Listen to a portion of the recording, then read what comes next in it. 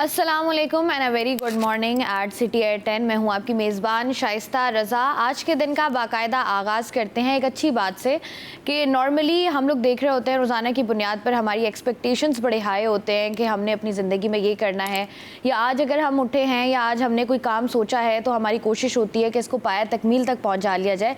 लेकिन अनफॉर्चुनेटली बहुत दफ़ा ऐसा होता है कि आपकी जो ज़िंदगी में होने वाले काम हैं वो आपकी सोच के बरक्स होते हैं। जैसा आपने सोचा होता है, कभी कभी काम जो है वो उस तरीके से हो नहीं पाते हैं और हम मायूस हो जाते हैं और उस तरीके से हम नाकामी को एक्सेप्ट नहीं कर पाते हैं और दोबारा से हम कोशिश भी नहीं करते हैं। तो अक्सर ऐसा होता है, जैसे हम लोग ऑफिसेज़ में देख लें तो उस तरीके से जो है वो आपको आपका इंक्रीमेंट नहीं लगता साल बाद, या आप देख लें कभी कभार ऐसा होता है कि आप इम्तिहानात में बहुत मेहनत करते हैं लेकिन आपकी एक्सपेक्टेशंस के हिसाब से उस तरीके से नंबर नहीं आते हैं, तो अक्सर ऐसा होता है कि हम दिल छोड़ देते हैं। तो ऐसा करने से ज़रा गुरेज करें, क्योंकि ये जो चीज़ें होती हैं, बहुत सारी ऐसी हर्डल्स या परेशानियाँ जब आपकी ज़िंदगी में आती हैं तो वो यकीनन आपको कुछ ना कुछ सिखाने के लिए ही आती हैं। तो और ज़्यादा मेहनत करें दिल लगाकर और कोशिश करें कि उससे ज़्यादा जो है वो आप कामयाब हो सकें और नाकामी को कबूल करें। क्योंकि हमारे यहाँ अगर हम देखें तो बहुत सारे मसाइल इसलिए भी होते हैं कि हम नाकामी को कबूल नहीं कर पाते और उसकी वजह से बहुत सारे इश्यूज़ जो हैं वो हमारी पर्सनालिटी का हिस्सा भी बन जाते हैं। दिन के आगाज़ की बात कर रहे हैं तो जब भी दिन का आगाज़ होता है, सुबह सवेरे हम उठते हैं तो हमारी कोशिश होती है कि अखबार खोलें और पढ़ें कि आज की टॉप 10 स्टोरीज़ क्या हैं, हमारे शहर में क्या हो रहा है और क्या चीज़ जो है वो अच्छी हो रही है, क्या चीज़ जो है वो बुरी हो रही है, कौन सी चीज़ है जिसकी कीमतों में इजाफा हो गया है, कहाँ पर जो है वो कमी आ गई है। तो आपको ज़्यादा टेंशन लेने की ज़रूरत नहीं है, क्योंकि आज की जो टॉप 10 स्टोरीज़ हैं वो हम आपको बता देते हैं।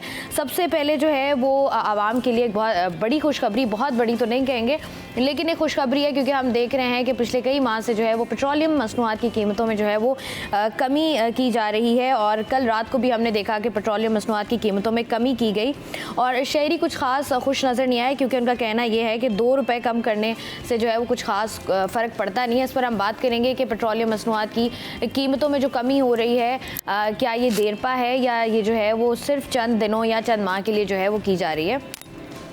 साथ ही साथ हम लोग बात करेंगे जिन्ना अस्पताल की। यंग डॉक्टर्स का जुमेरात से ओपीडीज़, वार्ड्स और ऑपरेशंस का जो है वो बाइकआउट का उन्होंने ऐलान किया है। यंग डॉक्टर्स के दोनों धड़ों ने सूबाई हुकूमतों को जिन्ना अस्पताल के पोस्ट ग्रेजुएट्स और हाउस ऑफिसर की तनख्वाहों की अदायगी के लिए बुध तक का जो है वो अल्टीमेटम दे दिया है, और जिसके सबब अस्पताल में तिबी सहूलियात जज़वी तौर पर मुअत्तल होने का खदशा पैदा हो गया है। अब हमने देखना ये है कि ये मुतालबात उनके कामयाब होते हैं, उनको जो है वो अदायगी होती है तनख्वाह की या नहीं, या जो है वो जिन्ना अस्पताल एक दफ़ा फिर से जो है उनके यंग डॉक्टर्स जो हैं वो जाते हैं बाइकआउट पर, और जो हमारे आम कराची के शहरी हैं वो दोबारा से जो है वो एक अजियत से जो है वो गुजरेंगे। इस पर भी हम लोग बात करेंगे। साथ ही साथ हम देखें सूबाई वज़ीर सकाफ़त और सियाहत सैयद जुल्फ़िकार अली शाह की हिदायत पर महकमा सकाफ़त और सियाहत का एक और अहम इक़दाम, सियाहती मकामात पर फिल्म, ड्रामे, कमर्शियल फ़ोटोग्राफ़ी की जो एक सरकारी फ़ी है उसमें जो है वो बड़ी हद तक कमी की गई है। उस पर भी बात करेंगे, क्योंकि बड़ा अक्सर ऐसा होता है कि हम लोग जो है वो, क्योंकि आजकल ज़रा वेन्यूज़ और इस तरह की चीज़ें जो है वो उस पर लोग ज़्यादा फोकस करते हैं, लेकिन बहुत सारे ऐसे मकामात हैं जहाँ पर हम लोग देखते हैं कि बहुत भारी भरकम कीमत जो है वो हमें देनी पड़ती है, जो फ़ीस होती है। तो ये एक अच्छा इकदाम है कि सरकारी फ़ीस जो है वो कम की गई है। उसके साथ ही साथ अगर हम देख रहे हैं तो बच्चों के अस्पताल NICH में स्टाफ की शदीद कमी हो गई है। अस्पताल में फौरी 200 डॉक्टर्स, नर्सेज और पैरामेडिकल स्टाफ की ज़रूरत है।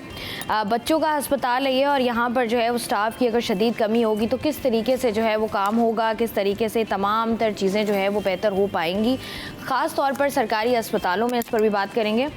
और एक दफ़ा फिर हमने देखा कि अगर हम माफियाज़ की बात करें और शहर कायद में माफियाज़ की बात करें तो हर दूसरा जो हिस्सा है, हर दूसरा जो डिपार्टमेंट है वो हमें किसी ना किसी माफिया की सूरत में नज़र आता है। शहर में LPG माफिया का राज है एक दफ़ा फिर से।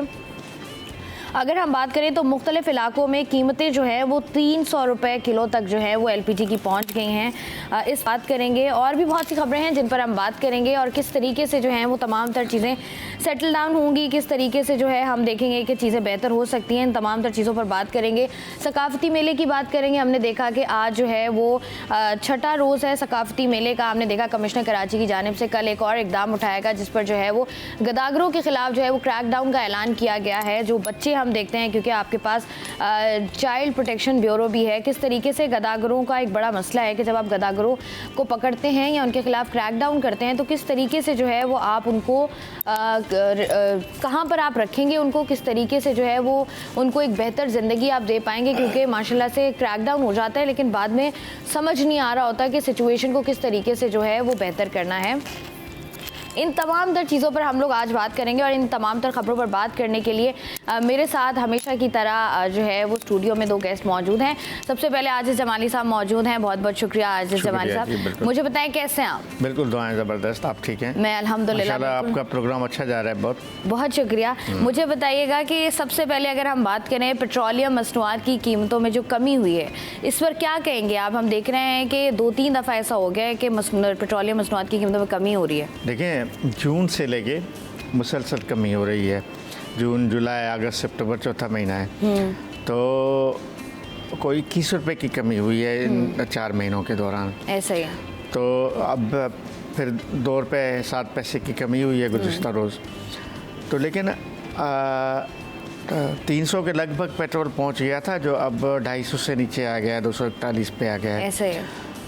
तो अच्छी बात है। लेकिन ये इसको देखा जाए आलमी पस मंज़रनामे में, चूँकि दुनिया भर में जिस तरह कीमतें कम हो रही हैं तो उसी तनाजुर में हमारे पास भी कीमतें कम हो रही हैं।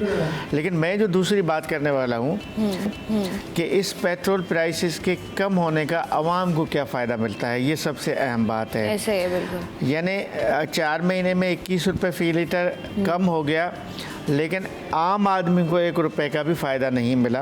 अगर आप जो जून में जो किराए दे रहे थे आज भी आप वही किराए दे रहे हैं। तो अब कल एक और नोटिफिकेशन भी हुआ है सिंध के महकमे ट्रांसपोर्ट की जानिब से जिसमें तमाम ट्रांसपोर्ट की किराए जो हैं वो कम करने का ऐलान हुआ है। अब वो किस परसेंटेज पे कम होंगे, लेकिन मैं कह रहा हूँ कि इसका बेनिफिट आवाम को ज़रूर मिलना चाहिए। जब पेट्रोल प्राइसेस बढ़ते हैं तो किराए बढ़ाए जाते हैं। तो आपको लगता नहीं है कि जब कीमतें कम हुई हैं, जैसे आप बात करें 21 रुपये फ़ी लीटर कमी हुई है, तो अब जब मैं और आप पेट्रोल भरवाने जाते हैं तो हमें सहूलत तो होती है ना, 21 रुपये हमें कम देने पड़ रहे हैं फ़ी लीटर। नहीं, लेकिन मैं उस आम शहरी की बात कर रहा हूँ जो पब्लिक ट्रांसपोर्ट पे सफ़र कर रहा है, जो सिटी टू सिटी या इंटर सिटी जो सफ़र कर रहा है उसकी बात कर रहा हूँ। अगर कराची से एक शख्स हैदराबाद जा रहा है, अगर 200 रुपये किराया था तो अगर 1 लीटर पे 21 रुपये की कमी हुई है तो वो किराया तो अब 150 रुपये होना चाहिए ना। ऐसा ही है। ये सहूलत नहीं मिली। पंजाब में काफ़ी हद तक इस पे अमल हो चुका है। पंजाब की वज़ीर आला जो है मरियम नवाज़, उनके अहकामात पर काफ़ी हद तक किराए कम हो चुके हैं। लेकिन हमारे यहाँ सुबह सिंध में किराए अब तक कम नहीं हुए हैं। कराची की जो शहरी ट्रांसपोर्ट है उसमें भी किराए कम नहीं हुई हैं। जो इंटर ट्रांसपोर्ट है, इंटर सिटी ट्रांसपोर्ट है, उसमें भी किराए कम नहीं हुए। आवाम को इसका बेनिफिट होना चाहिए, असल सवाल ये है। अच्छा, जैसे आप बात करें ना, अभी हमने देखा वज़ीर आज़म की हिदायत पर जो है वो किरायों ट्रांसपोर्ट के किराए जो हैं उनमें कमी का जो है वो के अहकामात जारी हुए हैं। इस पर भी बात करेंगे। खुर्शीद रहमानी साहब ने भी हमें ज्वाइन कर लिया है। खुर्शीद रहमानी साहब, आप कराची की ट्रैफिक में फंस गए थे? बिल्कुल इसी तरह ही है कि मामूल का हिस्सा है और हम ज़हनी तौर पर इस बात पर तैयार होते हैं, आमादा होते हैं कि ये जो सफ़र है ये 15 मिनट का है तो ये 30 मिनट पर भी जा सकता है। ऐसा है। और कभी कभार तो ऐसा होता है कि ट्रैफिक बिल्कुल मामूल के मुताबिक चल रहा होता है और ये ज़हनी तौर पर हम आमादगी का इजहार कर रहे होते हैं खुद से, और ख़ुद को एतमाद भी दिला रहे होते हैं कि हाँ यार ये कोई 10 मिनट का सफ़र है, कोई आधे घंटे पर भी मुहित हो सकता है, 1 घंटे पर भी मुहित हो सकता है, क्योंकि यहाँ पर ट्रैफिक का जो फ़्लो है वो आबादी के तनासुब से ज़्यादा ट्रैफिक है। बिल्कुल। और जो ट्रैफिक जब जाम होता है तो उसकी सबसे बुनियादी वजह ये समझी जाती है और हमने देखा भी है कि जो हैवी ट्रैफिक है वो सड़कों पर अचानक आ जाता है।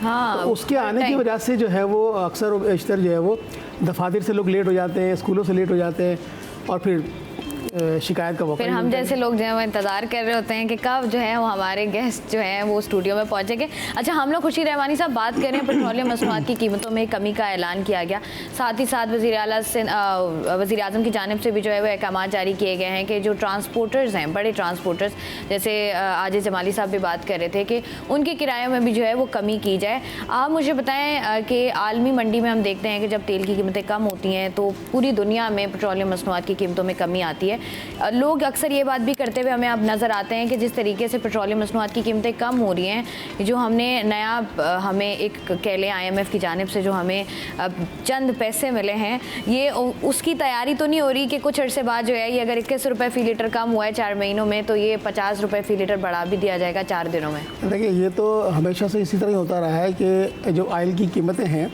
वो हमेशा से ही कम होती हैं और बढ़ती रहती हैं। लेकिन उस पर उसका जो असर है, उसका जो इम्पैक्ट आना चाहिए अल्टीमेटली वो, क्योंकि जब तेल की कीमतें कम हुई है तो सार्फिन को उसका रिलीफ मिलना चाहिए।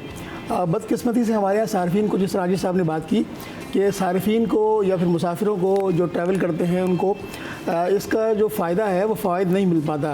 अब देखें, आप अगर पेट्रोल की कीमत में या फिर डीजल की कीमत में 5 रुपये भी कमी हो जाए या 10 रुपये भी कमी हो जाए तो आप अगले दिन अगर सफ़र कर रहे हो कराची से बाहर का या फिर बाय एयर बाय रोड, तो आप जो पे करेंगे किराया, तो लेकिन वो किराया वही पे कर रहे होंगे जो 2 रोज़ कबल था। आप अगर उनसे सवाल करेंगे तो भाई अभी तो कीमत कम हुई है ना, वो कहते हैं फिर बढ़ जाएगी। हाँ, फिर बढ़ जाएगी। तो वो असल में इसके ऊपर इम्प्लीमेंटेशन की ज़रूरत है, इसके ऊपर अमल दरामद की ज़रूरत है। वज़ीर आज़म साहब हों या वज़ीर आला साहब हों, तो हमारा जो मकामी रीजनल ट्रांसपोर्ट सिस्टम है उसके अंदर कोई मरबूत हिकमत अमली लाने की ज़रूरत है, ताकि उसका इन्हिसार इस निज़ाम पर हो कि जैसे ही पेट्रोल की कीमत वफाकी सतह पर कमी का ऐलान हो या फिर बैनुल अक़वामी मंडियों में इसकी कीमतों में कमी का ऐलान हो, तो मकामी सतह पर जो ट्रांसपोर्ट सिस्टम है हमारा, रीजनल सिस्टम है, तो उसमें कोई ऐसी इस्तिलाहात लेकर आए कि फौरी तौर पर वहाँ पर अमल दरामद हो जाए। अच्छा, खुशी रहमानी साहब, मेरा एक सवाल होता है, हम अक्सर बात भी कर रहे होते हैं अपने डिफरेंट प्रोग्राम्स में भी कि जैसे पेट्रोलियम मसनूआत की कीमतों में जब इजाफा होता है तो हम देखते हैं कि हर चीज़ महंगी हो जाती है। आप अगर सब्ज़ी देख लें, सब्ज़ी महंगी हो जाती है, साथ ही साथ अगर आप उनसे सवाल करते हैं तो वो आपको ये कहते हुए नज़र आते हैं कि बाजी इनको लाना भी तो होता है, तो फिर उसमें पेट्रोल आपको पता है महंगा हो गया है। लेकिन जब चीज़ें सस्ती होती हैं, जब पेट्रोलियम मसनूआत की कीमतों में कमी होती है, तब उस तरीके से तमाम तर चीज़ें जो हैं वो सस्ती क्यों नहीं हो पाती हैं, इस पर भी बात करेंगे। लेकिन यहाँ वक्त तो एक ब्रेक का, हमारे साथ रहिए।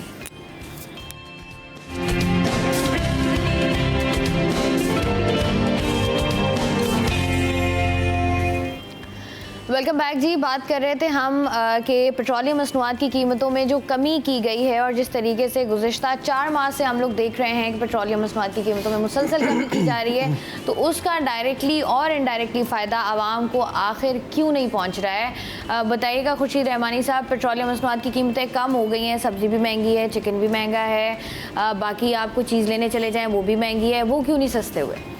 देखें, ये तो जो अशिया खुरोनोश हैं मार्केट में, कमोडिटीज़ हैं, उसके अलावा सब्ज़ियाँ हैं और दीगर जो अशिया ज़रूरिया जिस आप समझ लीजिए, मार्केट में इसके लिए पूरा मरबूत निज़ाम मौजूद है। कमिश्नर कराची के मातहत बहुत सारी कमेटियाँ हैं, ज़िली कमेटियाँ हैं, फिर मेयर कराची हैं, दीगर सारा ये पूरा एक मैकेनिज़्म मौजूद है, एक पूरा जिसे कह रहे हैं आप, ये एक मजबूत सिस्टम मौजूद है।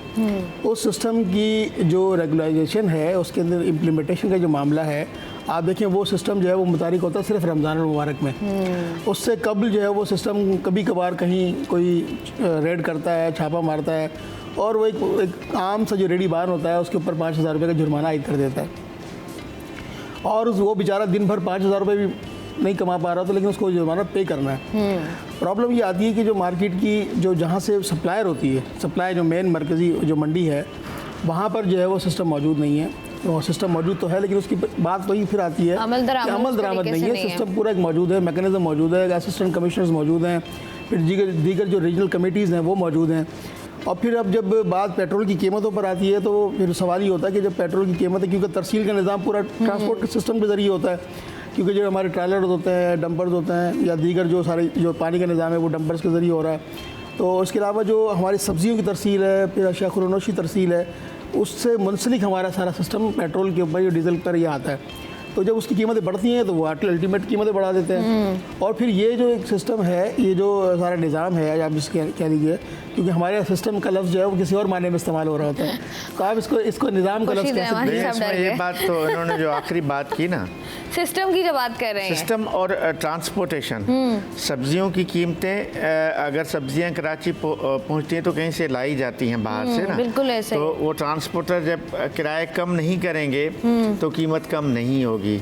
जितनी भी अशियाए खुर्द व नोश हैं उनकी कीमतें कम करने के लिए ये ज़रूरी है कि ट्रांसपोर्ट की, जब पेट्रोलियम की कीमतें जब कम होती हैं तो ट्रांसपोर्टेशन की कीमतें कम होंगी, ऑटोमेटिकली अशिया की कीमतें आजिज़ जमाली साहब, मसला ये ना कि ये आपको पता है, मुझे पता है, खुर्शीद रहमानी साहब को पता है, और देखने वाले बहुत सारे लोगों को पता है कि कीमतें जो है वो कम होनी चाहिए, लेकिन अनफॉर्चुनेटली कीमतें कम हो नहीं पाती हैं, सिर्फ पेट्रोलियम मसनूआत की कीमतों में कमी हो जाती है। लेकिन एक अच्छी बात है, क्योंकि हमने देखा था कि पेट्रोलियम मसनूआत की कीमतों को पड़ लगे हुए थे, बड़ा मुश्किल हो गया था, लोगों ने गाड़ियाँ घर पर खड़ी कर दी थी।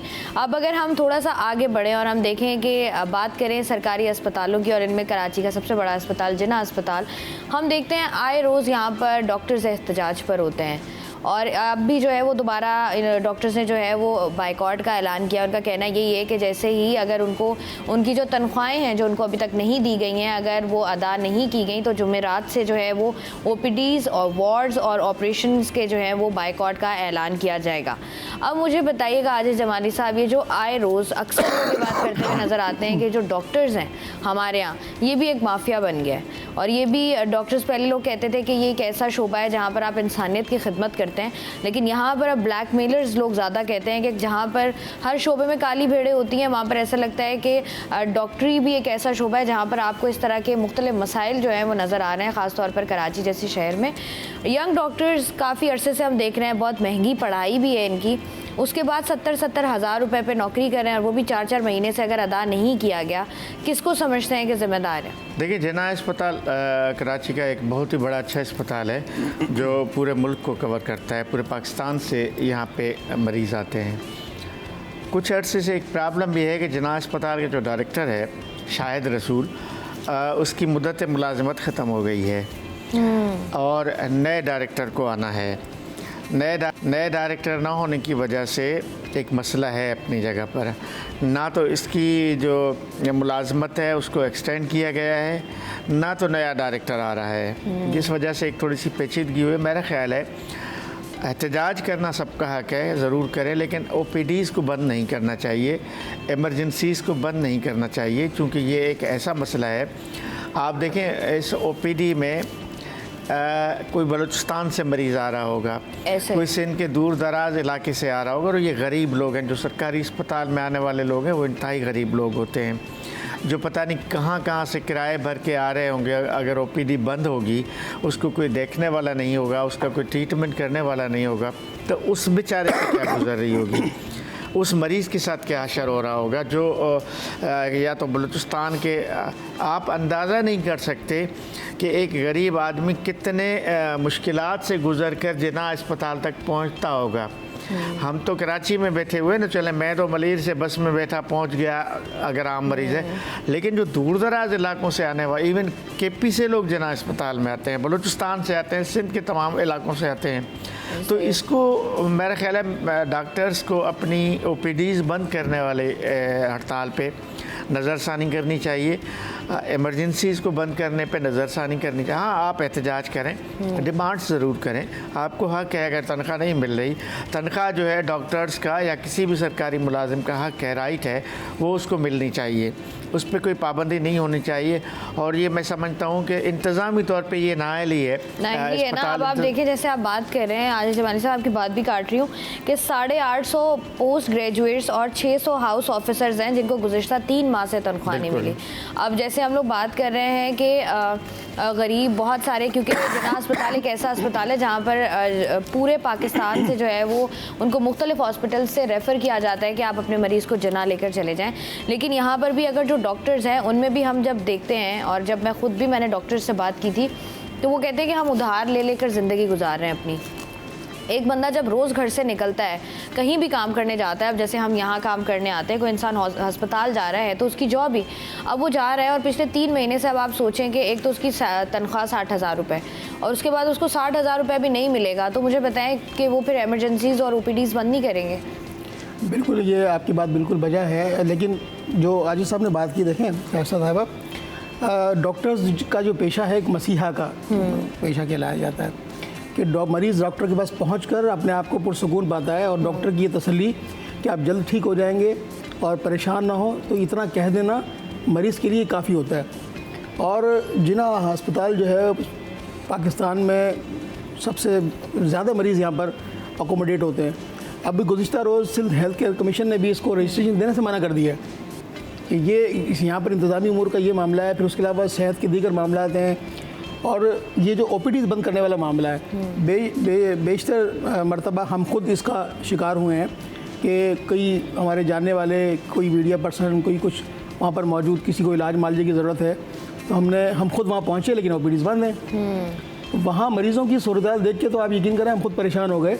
और कई मरीज़ तो ऐसे बुज़ुर्ग ज़ईफ़ुल उम्र लोग आते हैं इलाज मालजे के लिए कि जिनका ताल्लुक जिस तरह इन्होंने फरमाया आजिज़ जवानी साहब ने कि दूर रफ्ता इलाकों से आते हैं, बलूचिस्तान से, KP से, पंजाब से, फिर हमारे सिंध के दीगर जो अज़ला हैं वहाँ पर भी सेहत का कोई अच्छा निज़ाम मौजूद नहीं है, वहाँ से भी लोग इलाज मालजे के लिए NICVD जिना अस्पताल आते हैं।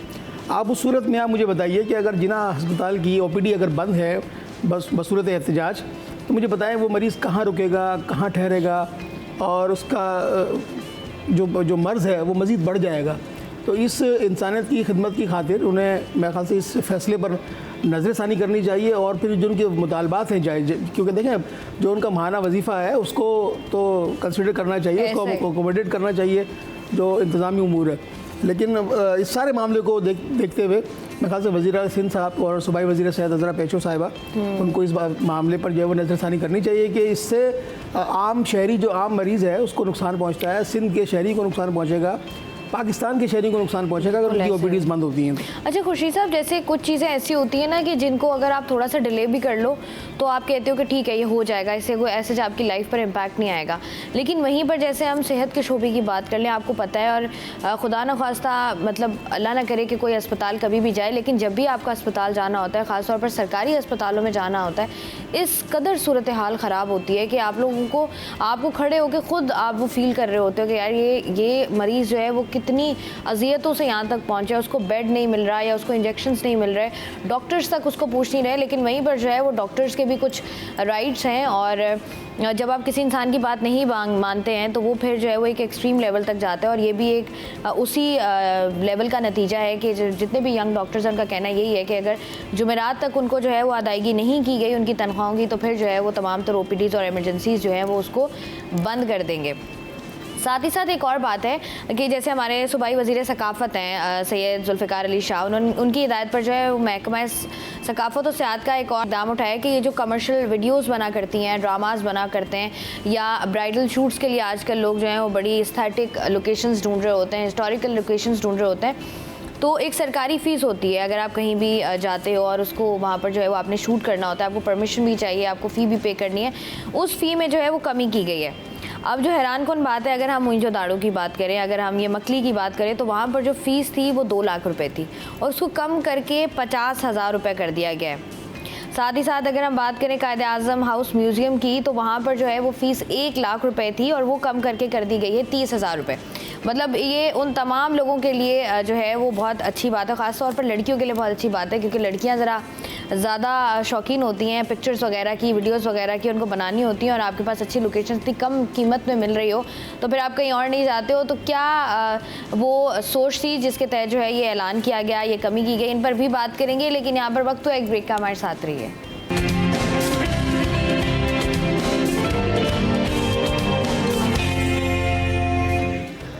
वेलकम बैक जी। सिटी एट 10 में एक दफ़ा फिर से खुशामदीद। बात कर रहे हैं हम मुख्तलिफ ख़बरों पर, और जहाँ पर बात की जाती है कुछ ऐसी ख़बरों की जिनसे जो है वो दिल दुखता है, तो वहीं पर कुछ ऐसी बातें भी होती हैं जिनसे जो है वो मूड थोड़ा सा बेहतर हो जाता है। और जो हम बात कर रहे थे ब्रेक से पहले वो यही थी कि जितने भी हमारे सियाहती मकामात हैं उनकी जो है वहाँ पर जो सरकारी फ़ी है, जब आप शूट के लिए जाते हैं, कमर्शियल के लिए, ड्रामा के लिए या ब्राइडल शूट के लिए, या वैसे ही आपको कभी कभार दिल कर रहा है, आपने अच्छा जोड़ा ख़रीद लिया है और आप चाहते हैं कि एक अच्छी सी रील बनाकर आप पोस्ट कर दें, तो जो है अब तमाम तर जो सरकारी फ़ीस है उनके जो रेट्स हैं, जो फ़ीस है उसमें काफ़ी कमी की गई है। मुख्तलिफ चीज़ें थी, मुख्तलिफ मकामात है, मैंने सोचा बता दूं अगर किसी का मूड बन रहा है तो कोई जा सकता है, जिसमें उमरकोट किला है, किला म्यूज़ियम है, रनीकोट किला है, चौखंडी कब्रिस्तान है, साथ ही साथ मक्खी हाउस म्यूज़ियम हैदराबाद है, कोट किला है, नौकोट किला की फ़ीस जो है वो 1 लाख रुपए से कम करके सिर्फ और सिर्फ 30,000 रुपये कर दी गई है। और सेक्रेटरी कल्चर की जानिब से जो है वो नई कीमतों का नोटिफिकेशन भी जारी कर दिया गया है। उनका कहना यही है कि ये कीमतें इसलिए कम की गई हैं ताकि ज़्यादा से ज़्यादा लोग जो है वो सियाहती मकामात को जो है वो यूटिलाइज़ करें। और चूँकि जब मुख्तलिफ कमर्शल्स में या ड्रामाज में या फिल्म्स में जब इस तरह की लोकेशंस इस्तेमाल होती हैं तो लोग बड़े क्यूरियस भी होते हैं जानने के लिए, और लोगों को उन्हीं के थ्रू पता चलता है कि ओ अच्छा ये मकाम भी है कराची में, हैदराबाद में या पाकिस्तान में। तो मुझे बताइएगा, खुर्शीद रहमानी साहब हैं, आजिज़ जमाली साहब हैं, ये जो इतने सारे आजिज़ जमाली साहब हमारे पास मकामात हैं, इतने सारे कोर्ट हैं हमारे पास, इतने म्यूज़ियम्स हैं, यहाँ पर लोगों को इनका पता ही नहीं होता कि ये जगह भी है यहाँ पर। मेरा तो ये ख्याल है, मेरा ये ज़ाती राय है कि फ़ीस होनी ही नहीं चाहिए। ये आपने मेरे दिल की बात की है। क्यों कि ये तो तारीख़ी मकामात अगर ड्रामों में, फ़िल्म्स में या मुख्तलिफ़ मकामात पे फोकस होते हैं तो दुनिया देखती है इन मकामात को। मोहनजोदड़ो तो वर्ल्ड हेरिटेज है। दो हमारे पास ऐसे मकामात हैं जो वर्ल्ड हेरिटेज है, मोहनजोदड़ो और मकली का जो तारीख़ी कब्रिस्तान है। ये दोनों दुनिया भर के सयाह यहाँ पे आते हैं। तो अगर वो कोई शूटिंग करना चाहता है, कोई डॉक्यूमेंट्री बनाना चाहता है, मेरा ख्याल है फ़ीस नहीं होनी चाहिए। आजिज़ जमाली साहब, ये भी तो होता है ना कि आपने अब जैसे फॉर सपोज़ कोई भी ऐसी जगह है जहाँ पर कोई आप कह लें मस्जिद है या कोई भी थोड़ी आप जहाँ जिस जगह का आपको थोड़ा एहतराम है, मज़ार है कोई, वहाँ पर भी तो लोग जाके गाने शूट करके आ जाते हैं। मैं दूसरी बात कह रहा हूँ, मैं कह रहा हूँ कि अगर कोई कमर्शियल एक्टिविटी है तो आप बेशक फ़ीस रखें। यानी कोई फ़िल्म बन रही है, लाजमी फ़िल्म बन रही है, उस पर करोड़ों रुपए खर्च होते हैं, वो फिर फ़िल्म की बजट का हिस्सा बनता है। अगर कहीं तारीख़ी मकाम पे जाके गाना रिकॉर्ड कराते हैं या कोई शूटिंग करते हैं वो तो ठीक है, लेकिन जो ये शादी ब्याह के लिए या जैसे आप कह रही थी ना कि ख़वातीन को अगर शौक़ है वहाँ जाके शूटिंग करने का, उस पर कोई फ़ीस नहीं होनी चाहिए। ये दुनिया भर में होता है कि फ़ीस नहीं होती है। कमर्शियल एक्टिविटीज़ के लिए फ़ीस होती है। थोड़ा सिंध गवर्नमेंट को इसको कैटेगराइज करना पड़ेगा। लेकिन बाकी अच्छी बात है कि इन्होंने 1 लाख से 30,000, 2 लाख से 50,000 ये अपने कमर्शियल एक्टिविटीज़ के लिए भी फीसेस कम की हैं। तो ये जो कमर्शियल एक्टिविटीज़ करने वाले हैं, फ़िल्म, ड्रामा, ख़ास तौर पे हमारे पास देखें, मेरा ख्याल है कि कभी किसी ड्रामे में हमने कोई ऐसा तारीख़ी सीन देखा होगा, वरना बहुत ही कम। वो चूँकि हमारे पास ज़्यादातर ड्रामाज बड़े शहरों में शूट होते हैं, रिकॉर्ड होते हैं। मोहनजोदड़ो जाने के लिए सिर्फ ड्रामा रिकॉर्ड करने के लिए लाड़काना जाना पड़ेगा, पूरी टीम को लेकर जाना पड़ेगा। फिर लाड़काना शहर से भी मोहनजोदड़ो 40 किलोमीटर अंदर है, वहाँ जाना पड़ेगा। तो या अगर ज़्यादा से ज़्यादा मकली करीब है, मेठट्टा पे है, कराची से 100 किलोमीटर के फासले पर है, वहाँ एक शूटिंग हो, या चौकुंडी का कब्रिस्तान है वो कराची में है, या कायद-ए-आज़म म्यूज़ियम हाउस है जिसकी आपने बात की है, या फ्रेयर हॉल है। ये ऐसे मकामात हैं जो आसानी से शूट हो सकते हैं। तो इनको फ़िल्म्स के लिए या कमर्शियल सरगर्मी के लिए मेरा ख्याल है कि इसकी फ़ीस होनी चाहिए। लेकिन अगर कोई पब्लिक किस्म की गैदरिंग है, पब्लिक इवेंट है, तो उसमें मेरा ख्याल है फ़ीस नहीं होनी चाहिए। खुर्शीद रहमानी साहब, आप क्या कहते हैं? मुझे तो मैं ये बात सोच रही हूँ, मेरा सवाल एक ऐड कर लीजिएगा, आई एम सो सॉरी। मैं ये बात सोच रही हूँ कि अगर एक जगह जिसकी फ़ीस 1 लाख रुपए या 2 लाख रुपए थी, उसकी फ़ीस एकदम ही कम करके अगर आप 50,000 रुपये कर देते, तो इसका क्या मतलब है कि लोग नहीं जा रहे वहाँ पर? देखिए, एक तो लोगों का रुझान जो है ना, मैं आपको बताऊँ कैटेगोरिकली, जो कराची की जो सराउंडिंग है, कराची के जो लोग हैं वो अपनी शादियों में फ़ोटोशूट्स का रुझान रखते हैं, जबकि ये रुझान हैदराबाद तक तो महदूद है। हैदराबाद के अलावा दीगर जो हमारे अज़ला हैं सिंध के, वहाँ पर इस तरह का कल्चर नहीं है। वैसे फैमिलीज़ के साथ जो लोग जाकर तस्वीर बनवाते हैं, लेकिन शादियों में मैं समझता हूँ इस तरह का कल्चर नहीं है कि लोग दुल्हन वहाँ पर जाए और फिर फ़ोटो शूट करवाए और इस तरह का कल्चर, क्योंकि ज़ाहिर वहाँ पर अपना तहज़ीब तमद्दुन सारा मामला वहाँ पर है, और फिर पर्दे का मामला भी है, बहुत सारे वहाँ पर एक रिस्ट्रिक्शंस भी हैं, बहुत सारी जो हमारी बिरादरीज़ हैं, आप लोकल सतह पे आप देखेंगे बहुत सारे कबाइल हैं, उनके अंदर इस तरह का बहुत सारा सख्ती वाला मामला है कि वो उनके अपने इंडोर्स मामला होते हैं, तस्वीर जो अपनी उनकी होती हैं वो खिंचवाते हैं। लेकिन इस तरह के बड़े पैमाने पर जो है वो फ़ोटो शूट का मामला कराची हैदराबाद तक की तो सतह पर तो हमें नज़र आता है, लेकिन दीगर अज़ला में हमें नज़र नहीं आता। और फिर दूसरी बात ये कि जो हमारे जितने भी हेरिटेज हैं, ये इनके हवाले से जो पहले आगही मुहिम हुआ करती थी, कभी ड्रामों में दिखाया जाया करते थे और कभी कहीं दिखाया जाया करते थे, बीच में इन सयाहती मकामात के ऊपर रिस्ट्रिक्शंस लगाई गई थी, और उस रिस्ट्रिक्शन का मामला ये हुआ कि फिर बाद लोग अपनी ज़हनी इख्तियार के तौर पर अख्ज़ करने लगे यार मुमकिन पाबंदी हो नहीं जाते, मुमकिन, क्योंकि गुज़िश्ता चंद माह पहले भी मज़ार कायद पर जाने पर पाबंदी थी। उसके अलावा कायदे तो म्यूज़ियम हाउस के अंदर भी आप फ़ोटो शूट वैसे नहीं कर सकते, आप जा सकते हैं। और इसी तरह वज़ीर मेंशन में भी अब जो है वो अब आज़ादी है तस्वीर बनाने की, लेकिन किसी वक्त में नहीं भी थी बनाने के लिए। तो ये एक अच्छा मैसेज तो है कि लोग इस तरह अगर अपना फ़ोटो शूट करवाएं और ये जा सकते हैं, उसकी फ़ीस भी उन्होंने कम की है। तो ये कमर्शियल बुनियादों पर, जिस तरह जमाली साहब ने कहा कि इस तरह होनी चाहिए, कमर्शियल बुनियाद पर कोई चीज़ है। खुर्शीद रहमान साहब, मसला ये भी है ना, जैसे अभी आजिज़ जमाली साहब भी बात कर रहे थे कि यहाँ से मकली करीब है, लोग चले जाते हैं, लेकिन बहुत सारे हमने ड्रामास देखे भी हैं जो बने भी हैं, इंटीरियर पे ही बने हैं, पूरी बेस्ड कहानी वहीं पर थी, लेकिन जो है अब ट्रांसपोर्टेशन का मामला है, फिर साथ ही साथ अगर मौसम देखें सिंध में ज़रा ज़्यादा गर्मी पड़ती है, साथ ही साथ इस तरीके के मामला भी हैं, तो लोग जो हैं वो बजाय इसके कि अगर हम कराचीइट्स की बात कर लें तो लोग कहते हैं कि अगर हमने जाकर यही मकामात, तारीख़ी मकामात देखने, इससे अच्छा ये हम 4 पैसे और ख़र्च करें और हम जो है पहाड़ों पर चले जाएँ। हमारा ये वाला भी, हम इस भी सोच के साथ जो है वो रहते हैं और हमारी कोशिश ये होती है कि कराची से ज़रा बाहर निकला जाए, लेकिन कहते हैं ना कि किसी भी मुल्क के लिए बड़ा इम्पॉर्टेंट होता है और जो चीज़ याद करने की होती है वो होती है उसकी तारीख़। तमाम तर चीज़ें कराची शहर में भी बहुत, सिंध में तो बहुत कुछ ऐसा है जो अभी तक एक्सप्लोर नहीं हुआ है, उसको एक्सप्लोर करने की ज़रूरत है, और ये वही करते हैं जो कि शौकीन होते हैं और उनको शौक़ होता है कि वो नई नई जगहों पर जाएँ और उसको एक्सप्लोर करें ताकि उनको पता चल सके और तारीख़ जान सकें, कल्चर जान सकें। ये तमाम तर चीज़ें हैं, और अच्छी बात ये है कि इस तरह के इक़दाम जब उठाए जाते हैं तो लोगों को भी जो है वो एक कॉन्फिडेंस मिलता है, और लोग भी यही कहते हैं कि अच्छा चले ठीक है, अब चूँकि कीमतें कम हो गई हैं तो आप उन स्पेसेस को, उन जगहों को जो है वो कमर्शियल कामों के लिए जो है वो इस्तेमाल कर सकते हैं। खुर्शीद रहमानी साहब हमारे साथ मौजूद थे, साथ ही साथ आजिज़ जमाली साहब स्टूडियो में हमारे साथ मौजूद थे। बहुत बहुत शुक्रिया आप दोनों का, और तमाम तर चीज़ें हैं, उम्मीद यही है कि चीज़ें जो हैं वो आने वाले दिनों में इस उम्मीद के साथ कि बेहतर होंगी। यहाँ पर लेते हैं एक छोटा सा ब्रेक से वापस आएंगे, प्रोग्राम को कंटिन्यू करेंगे।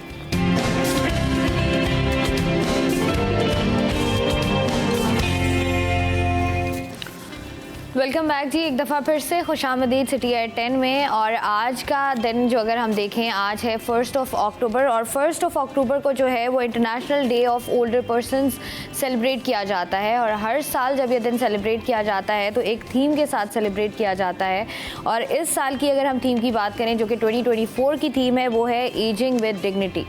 अगर हम देखें अक्सर आज से कुछ अर्सा पहले चले जाएं, कुछ साल पहले चले जाएं, तो हम देखते थे कि हमारे जो पेरेंट्स हैं वो अपनी फैमिलीज़ के साथ रहा करते थे, अपने पेरेंट्स के साथ रहा करते थे, और जिस तरीके से जो है वो उनका ख्याल किया करते थे, जिस तरीके से वो उनका अदब किया करते थे, और जब भी उनसे बात की जाती थी वो यही कहते थे कि आपको जो भी मिलेगा, आपको मतलब इनकी किसी ज़रूरी नहीं है कि ये आपके लिए कोई काम करें, ज़रूरी ये है कि ये बस आपके लिए दुआ करते रहें, क्योंकि ये जो दुआ आपके पेरेंट्स आपके लिए कर रहे होते हैं इसका कोई नेमुल बदल नहीं है। और उसके बाद इस बात का एहसास आपको तब होता है जब आपके माँ बाप जो हैं वो इस दुनिया में नहीं रहते हैं। अपनी मैं बात करूं तो मेरे दादा अबू हैं, और अक्सर हम देखते थे, हम काफ़ी एज तक थे जब मेरे दादा अबू की अम्मी, जिनको हमारी परदादी हैं, वो ज़िंदा थी, तो हम अक्सर देखा करते थे कि जब आपकी एज बहुत ज़्यादा हो जाती है तो माशाल्लाह जब वो ज़िंदा थी, हयात थी, तो वो उनकी जो उम्र थी वो 120 साल थी, और जब आप ज़्यादा से ज़्यादा एजिंग कर रहे होते इस तरीके से, तो आपके बहुत सारी ऐसी चीज़ें हैं जो आप लूज़ कर रहे होते हैं, जैसे उस तरीके से आपकी सोचने समझने की सलाहियत नहीं रहती, या उस तरीके से आप उठकर अपने काम नहीं कर पाते, या बाथरूम तक नहीं जा पाते, गुस्सा आपको ज़्यादा आता है, तो हमेशा मेरे दादा अबू यही कहा करते थे कि वो अक्सर ऐसा होता था कि वो दादा अबू को कोई ना कोई बात कह रही होती थी, तो दादा अबू हमेशा ये बात कहते थे कि इनकी बात का बुरा नहीं माना करो, ये मेरी माँ है, और बाकी मुझे बात कर लेना या मुझे कुछ कह लेना, लेकिन मेरी माँ को कुछ कहने की ज़रूरत नहीं है, क्योंकि आज तक मतलब इतनी ज़्यादा उम्र होने के बावजूद भी 70-75 साल की उम्र होने के बावजूद भी मैंने अपनी माँ को जो है वो कुछ नहीं कहा है। फिर ऐसा हुआ कि साल गुजरे, हम डिजिटलाइज हुए, हमने माशरे में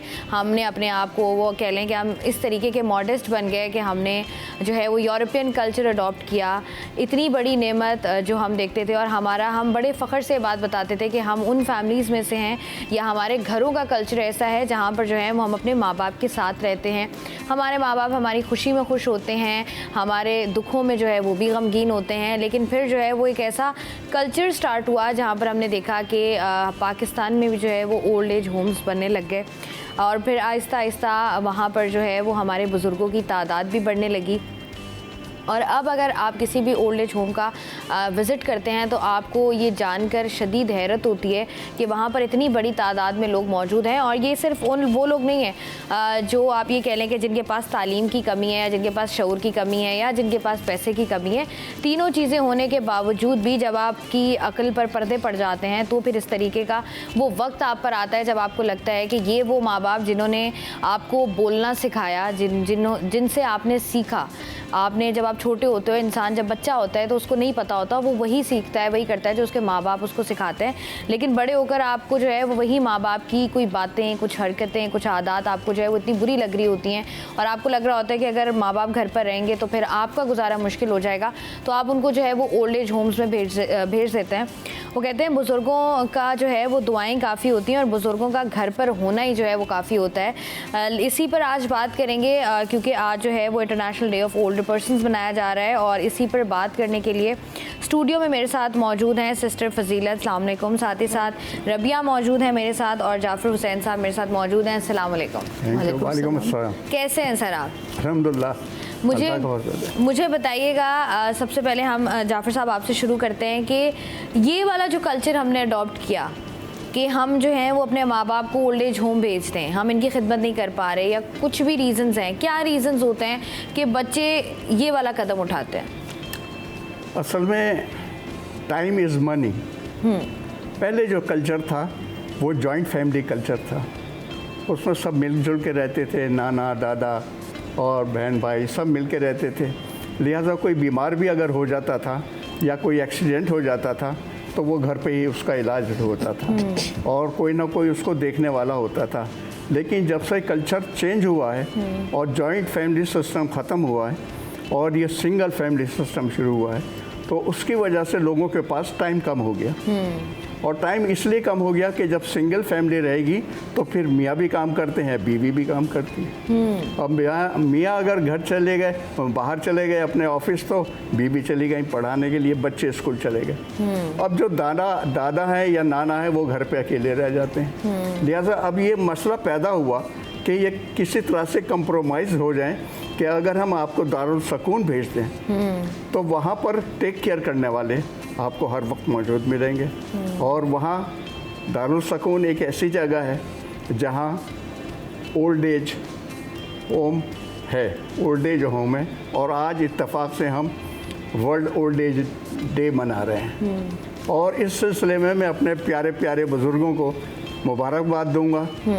क्यों? इसलिए कि हम जिंदा हैं और सेलिब्रेट कर रहे हैं। ऐसा अब दारुल सकून में आने के बाद मैं एक एक्सीडेंट के सिलसिले में आया था जिसकी देखभाल के लिए बंदा हर वक्त चाहिए था। लिहाजा दारुल सकून में आने के बाद सिस्टर फजीलत ने हमें हाथों हाथ लिया, और इनकी जो सरबराही थी या इनका जो एडमिनिस्ट्रेशन था उसमें फ़ीमेल वर्कर भी हैं और मेल वर्कर भी हैं। लिहाजा हमें जो एक्सीडेंटल केस था तो हमारे सर्जन ने ये कहा था कि आप ऐसी जगह चले जाएं कि जहाँ पर आपको देख रेख हो हर वक्त, और दवाएं हम भेजेंगे। और उनको लगाने के लिए टाइम पास जाफर साहब देखें, जैसे आप बात कर रहे हैं एक्सीडेंटल केस था, अगर इस तरह के हम मामला देखते हैं तो वहाँ पर जैसे आप बात कर रहे हैं कि डॉक्टर ने कहा कि किसी ऐसी जगह चले जाएं जहाँ पर जो है वो आपको सुकून हो, जहाँ पर इत्मीनान से आपका इलाज हो सके, तो ऐसा नहीं आपको लगता है कि घर से बेहतर कहीं सुकून नहीं मिल सकता आपको? क्योंकि जब आप इस तरह की वनरेबल सिचुएशन में होते हो तो सबसे ज़्यादा जो चीज़ आपको चाहिए होती है वो चाहिए होते हैं रिश्ते, आपके करीबी, आपके प्यारे, आपके अजीज़, आपके इर्द गिर्द, ताकि आप जो है वो उनसे दिल की बातें भी कह सकें। इस पर मज़ीद भी बात करेंगे, वक्त तो एक ब्रेक का, हमारे साथ रहिए।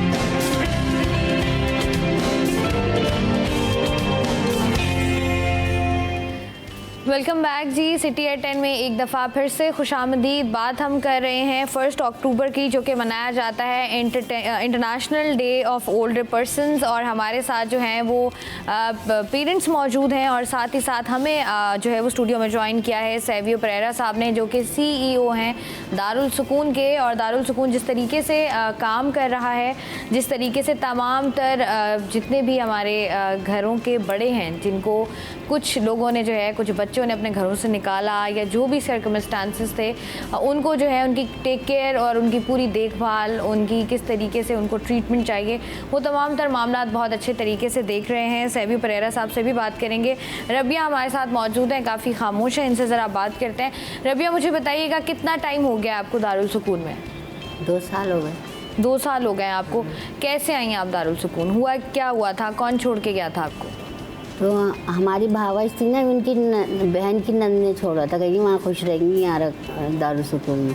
उन्होंने बताया था भाई को, पता भाभी को, दारुल सुकून में खुश रहेंगी। हाँ। तो क्यों घर में आप खुश नहीं थी? घर में बस वही वाली बात, रखना नहीं चाहते थे। चारों भाई कहे वो रखो, कहे वो रखो, इस तरह से। 4 भाई हैं आपके? हाँ, यहाँ तो पर। आपके अपनी शादी हुई है, बच्चे होंगे?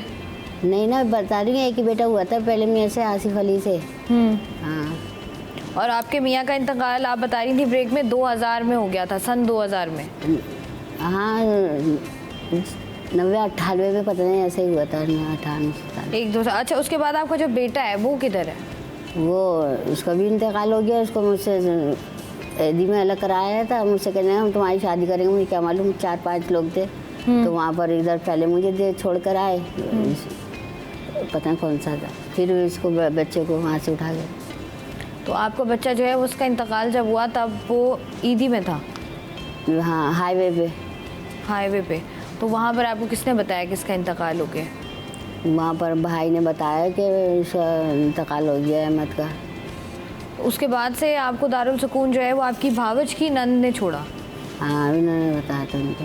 ठीक है। तो अब दारुल सुकून मुझे बताइएगा कि जब हम घर पे होते हैं, आपके माँ बाप भी होंगे, आपके भाई भी, जैसे आप बता रही हैं 4 भाई माशाल्लाह, और साथ ही साथ इतनी बड़ी एक फैमिली होती है, एक पुरसकून माहौल होता है, वो जो घर वाला माहौल होता है वो उसको वो याद आता है, रिश्ते याद आते हैं, ये वाली चीज़ें याद आती हैं? नहीं याद आते। क्या चीज़ है जो सबसे ज़्यादा मिस करती हैं? कोई ऐसी बस ये अपने शौहर के घर का जैसा सुकून जो होता है, चाहे चटनी रोटी हो, वो बात होती है। शादी से पहले माँ बाप के घर पास रह के और बात होती है। ऐसा ही है, माँ बाप घर, शादी से पहले माँ बाप का घर, और शादी के बाद जो है वो शौहर का घर जो है वो एक ऐसी जगह होती है जो कि आपको वो एक ऐसी जगह होती है जहाँ पर आपको पता होता है कि ये मेरा ही घर है और मैं ही जो है वो इस घर की देखभाल करूँगी। लेकिन अनफॉर्चुनेटली ज़िंदगी जो है वो एक ऐसे कठिन रास्ते का नाम है जहाँ पर जो है वो कब कहाँ पर कौन सा मोड़ आ जाए आपको नहीं पता चलता। सैवियो परेरा साहब भी हमारे साथ मौजूद हैं। सैवियो साहब, मुझे बताइएगा ये जो आजकल हमारे यहाँ ये कल्चर परवान चढ़ रहा है ओल्ड एज होम्स का बढ़ता हुआ, आप बेहतर बता सकते हैं कितने आपने जब ये काम का आगाज़ किया था उस वक्त क्या सोच थी और अब आप कहाँ पर खड़े हैं इतने अरसे बाद? देखिए, उस वक्त तो ये सोच थी कि जो लोग अफोर्ड नहीं कर पा रहे थे, आजकल वो फैमिलीज़ भी आ रहे हैं जो कि जिनके माशाल्लाह बिजनेसेस चल रहे हैं और वो किसी फैमिली डिस्प्यूट की वजह से अपने पेरेंट्स को छोड़ जाते हैं हमारे पास। तो ये एक है कि घर के हालात डिफ़िकल्ट विद सास बहू का रिश्ता, या जो कि अगर माँ मर जाए तो फिर बाप रह जाता है, तो उसके साथ ज़ाहिर there is a different interaction. तो वो एक होता है कि डिफ़िकल्ट फॉर वर्किंग पीपल जो कि आजकल जॉब पे करते हैं और जो लोग अफोर्ड भी कर सकते हैं वो भी हमारे पास छोड़ जाते हैं, जस्ट सो दैट उनको एक उनके पेरेंट्स को एक अच्छी लाइफ यहाँ मिल तो जाती है। सहबे साहब, ये जो लोग छोड़कर जाते हैं, जैसे आप बता रहे हैं कि फाइनेंशियली भी दे आर स्टेबल, तो वो आते हैं अपनी फैमिली से मिलने या अपनी माँ से या अपने बाप से मिलने? कुछ मिलने आते हैं और कुछ छुट्टियों में घर भी ले जाते हैं। ईद के दौरान some of them go back to their homes, but ये है कि जो रूटीन का एक लाइफ है वो हमारे साथ पसंद करते हैं, ये जो सीनियर सिटीजन हमारे साथ, क्योंकि वो क्या होता है कि ड्यूरिंग जो रूटीन उनको एवरीडे लाइफ हम उनको एंटरटेनमेंट भी बहुत देते हैं, उनको डिफरेंट मॉल्स ले जाते हैं, डिफरेंट पिकनिक्स के लिए जाते हैं।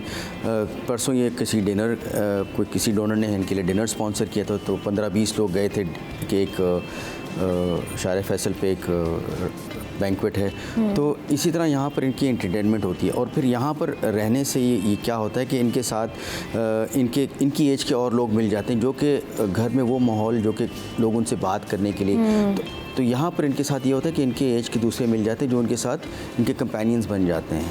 तो अच्छा, ये तो मुझे ऐसा लगता है सहबे साहब कि जब वो कहते हैं ना कि ना करने के 100 बहाने, मतलब वो कहते हैं ना कि एक माँ जो है वो उसके 7 बच्चे भी हों तो वो पाल लेती है, लेकिन 7 बच्चों को जब एक माँ पालनी या एक माँ को रखना होता है तो फिर वो रख नहीं पाते हैं। जाफर साहब, मुझे बताइएगा कि आपकी भी एक फैमिली होगी, आपकी भी बेगम साहिबा होंगी, आपके भी बच्चे होंगे, वो कहाँ हैं?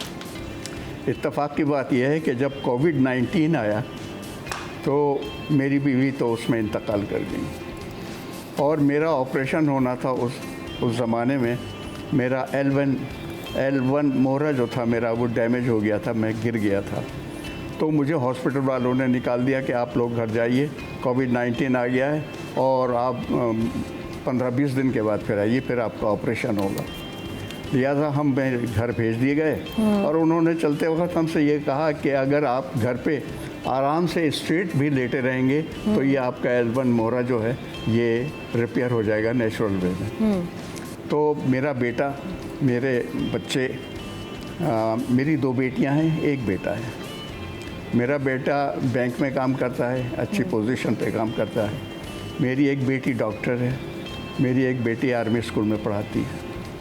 तो उस ज़माने में जब मैं घर पे लेटा हुआ था तो लेटे लेटे फिर क्या हुआ कि मेरे दर्द होने लगा बहुत ज़्यादा। L1 का इतना दर्द नहीं था जितना कि मेरे कमर में, और मैं चीखें मारने लगा। बीवी उस वक्त ज़िंदा थी, बीवी ने कहा भाई बेटी को बुलाओ डॉक्टर को और वो देखे क्या है पापा को अपने। लिहाजा मेरा देखा, जब मेरी बेटी आई तो उन्होंने कहा पापा आप ज़रा करवट लें। उन्होंने फिर चीख मारी कि पापा आपको तो बेड सोर हो गया, और बेड सोर में बहुत तकलीफ़ होती है। लिहाजा उन्होंने कहा इनको तो फ़ौरन हॉस्पिटल लेके जाइए। उस वक्त तो कोविड-19 हॉस्पिटल से क्लियर हो गया था, वो मुझे हॉस्पिटल ले गए। अब न्यूरो सर्जन ने ये कहा कि जहाँ L1 का ऑपरेशन होना है वहीं बेड सोर का भी ऑपरेशन होना है, सेम जगह पर, और 2 ऑपरेशन एक जगह होंगे तो आप अफोर्ड नहीं कर सकते। लिहाजा आप पहले अपना बेड सोर सही करें और उसके बाद में हो सकता है जब तक आप बेड सोर को ठीक करने के सिलसिले में लेटे हैं आपका L1 मोहरा भी रिपेयर हो जाएगा नेचुरली। लिहाजा अब उन्होंने कहा कि हॉस्पिटल बहुत महंगा है, ये आप अफोर्ड नहीं कर सकते, ऑपरेशन हमने कर दिया आपका, और इसको ठीक होने में कम से कम 4-5 महीने लगेंगे। ठीक है। लिहाजा अब मेरे बच्चों ने ये सोचा कि अब पापा के लिए देखभाल के लिए कौन है। इस अरसे में बीवी का इंतकाल हो गया था। अब एक बेटा और एक बहू घर पे और 3 बच्चे। बेटा बैंक चला जाता है, बहू अपने दूसरे कामों में स्कूल चली जाती हैं, बच्चे भी स्कूल चले जाते हैं। अब सुबह से लेके शाम 3 बजे तक घर में कोई नहीं होता। लिहाजा उन्होंने ये कहा कि भाई अभी ऐसा करते हैं कि दारुल सकून, किसी ने उनको मशवरा दिया कि अगर आप दारुल सकून में ले जाएंगे तो वहाँ पर स्टाफ भी होता है और केयर टेकर भी होते हैं, और वहाँ जो ऑफिसर्स हैं जैसे हमारे सेवियर साहब हैं, सिस्टर फजीलत हैं, तो इन लोगों ने एक सेटअप ऐसा अरेंजमेंट किया हुआ है जो बिल्कुल ऑटोमेटिक है। हर चीज़, हर काम वक्त पर होते हैं, खाना पीना, फिजियोथेरेपी, ये सारी चीज़ें मेरे काम की थी। वहाँ मैं कोई 6 महीने में ठीक हो गया। जब मैं 6 महीने में ठीक हो गया तो लेटे लेटे मेरे हाथ पैर शल हो गए, मेरे हाथ पैर नहीं चलते थे, मैं अपने हाथ से खाना नहीं खा सकता था, मैं बैठ नहीं सकता था। मेरे दोस्तों ने खाना वाना खिलाया, लेकिन फिर मैनेजमेंट ने मुझसे कहा कि आप उठें और उठ करके आप व्हील चेयर पर बैठ के जाएं फिजियोथेरेपी में, और वो आपको एक्टिविटीज़ वो एक्सरसाइज कराएंगे। लिहाजा मैं सॉरी फिर जाफर साहब, आपकी बात काट रही हूँ।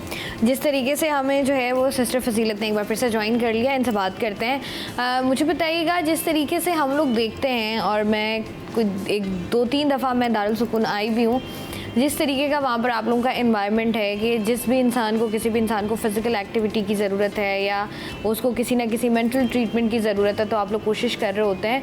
मुझे बताएं, जब नए नए लोग आ रहे होते हैं पेरेंट्स को छोड़ने के लिए, तो अफसोस होता है देखकर, या क्या ऐसी सोच आती है दिमाग में कि ये क्यों कर रहे हैं ऐसे? अफसोस होता है, कोशिश करते कि उनकी काउंसलिंग करें, उनको एजुकेट करें, फिर ये भी मालूम करते हैं कि क्या वजह है, क्यों उनको इधर छोड़ना चाह रहे हैं। तो फिर मुख्तलिफ रीज़न देते हैं, और रीज़न ये है आजकल कि घर के दोनों जो सरबराह हैं बिज़ी हैं, जॉब कर रहे हैं, बच्चे स्कूलों में हैं, और कोई लोग आफ्टर करने वाला नहीं है। तो यहाँ पे ये कि उनकी ज़िंदगी की जो है ना एक रूटीन में आ जाती है। घर में साफ़ सफाई का ख्याल नहीं रखा जा सकता, खाने पीने का नहीं ख्याल रखा जा सकता। तो यहाँ पे कि हमारा एक शेड्यूल है जिसके मुताबिक वो चलते हैं कि हर चीज़ उनको टाइम पे मिलती है, नाश्ता, खाना, मेडिसन, रेस्ट और दूसरी एक्टिविटीज़, फिजियो है। तो अच्छा सिस्टर, ये जैसे हम बात कर रहे हैं ना कि ज़्यादातर जो रीज़न्स होते हैं, अब तो चले हम उस दौर में जहाँ पर ये रीज़न है कि मियाँ भी जॉब करता है, बीवी भी जॉब करती है, तो घर पर उस तरीके से कोई टेक केयर करने वाला नहीं होता। लेकिन अक्सर लोग इस वजह से भी जो है वो घरों से निकाल देते हैं माँ बाप को, घरेलू नाचाकी की वजह से। तो जब ये आपके पास होते हैं, तो ये इसी मतलब आपको लगता है इनकी पर्सनालिटी से या इनके बिहेवियर से कि इनके अंदर वो वाला एलिमेंट है कि ये लड़ते झगड़ते होंगे या ये परेशान करते होंगे? कुछ लगता भी है, कुछ होते हैं, क्योंकि देखते हैं, क्योंकि जब वो आपस में बैठते हैं ना, तो जब उनकी आपस में जब रूम में कई दफ़ा खासकर फीमेल की तो बहुत लड़ाइयाँ होती हैं। अच्छा, तो उससे पता चल जाता है। तो फिर उनको मतलब बिठा के सेपरेटली फिर मैं लेके आती हूँ, अपने पास बिठाती हूँ, उनको बताती हूँ कि शायद ये वजह होगी,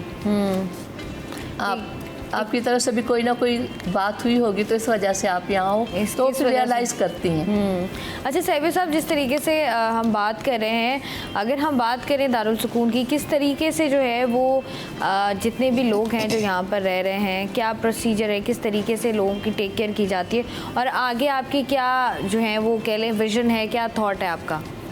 देखिए, फ़र्स्ट तो यही है कि हमारी पूरी कोशिश होती है कि ये जब फैमिली आती है इनको छोड़ने, तो हमारी काउंसलिंग यही होती है कि देखें रिस्पॉन्सिबिलिटी आप लोगों की अपनी है, यू शुड टेक रिस्पॉन्सिबिलिटी। हमारी सेकेंडरी होती है कि हम आप पहले फ़र्स्ट ऑफ ऑल सोच लें, सही से सोच लें। जब पेशेंट हमारे पास या जो रेजिडेंट हमारे पास, तो वो एक शॉक में होता है, तो उसको एक शॉक से निकालने के लिए एक उसकी जैसे सिस्टर ने कहा काउंसलिंग होती है, तो काउंसलिंग का एक प्रोसेस होता है, बड़ा एक लंबा और एक पीरियड होता है। फिर उसको एक्टिविटीज़ में इंगेज करना, एक्टिविटीज़ में डेली बेसिस पे ये लोग जैसे board games, occupational therapy, physiotherapy, और स्पेशली आजकल जो है वो एंटरटेनमेंट, इस एज में इनको कंपेनियनशिप और एंटरटेनमेंट की बहुत ज़रूरत होती है।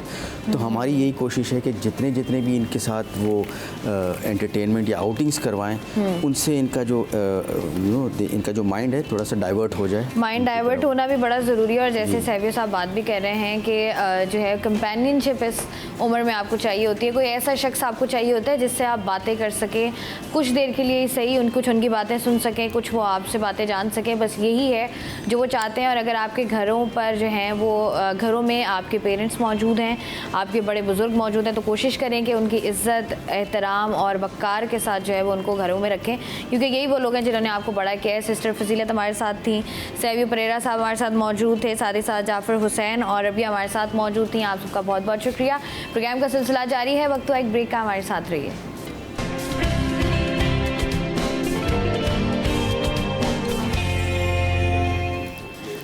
ऐसे ही जी, वेलकम बैक। प्रोग्राम में हम लोग बात कर रहे हैं मुख्तलिफ़ चीज़ों पर, किस तरीके से जो है वो हमारी ज़िंदगियों में होने वाला हर अमल जो है वो किस तरीके से हमारी ज़िंदगी को मुतासर कर रहा होता है। और ब्रेक से पहले भी हम लोग बात कर रहे थे कि आज 1 अक्टूबर है और जिस तरीके से दिन की मुनासबत से जो दिन आता है उस पर ज़रा गौर फिक्र करके ये बात जान लेनी चाहिए कि किस तरीके से जो है हमारी ज़िंदगियों में कहीं ना कहीं हम जो है कोताहियाँ कर रहे हैं या हम ऐसे इकदाम कर रहे हैं जो कि हमारे लिए ना सिर्फ तकलीफ़ का बायस है बल्कि हमारे इर्द गिर्द रहने वालों के लिए भी तकलीफ़ का बायस है।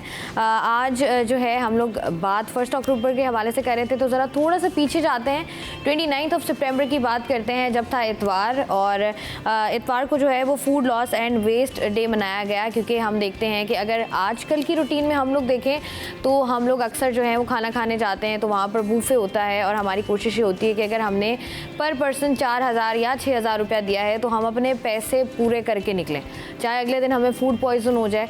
जिस तरीके से हम मुख्तलिफ़ शादी की तकरीबात में जाते हैं, मुख्तलिफ़ इवेंट्स में जा रहे होते हैं, वहाँ पर भी हमारी कोशिश होती है।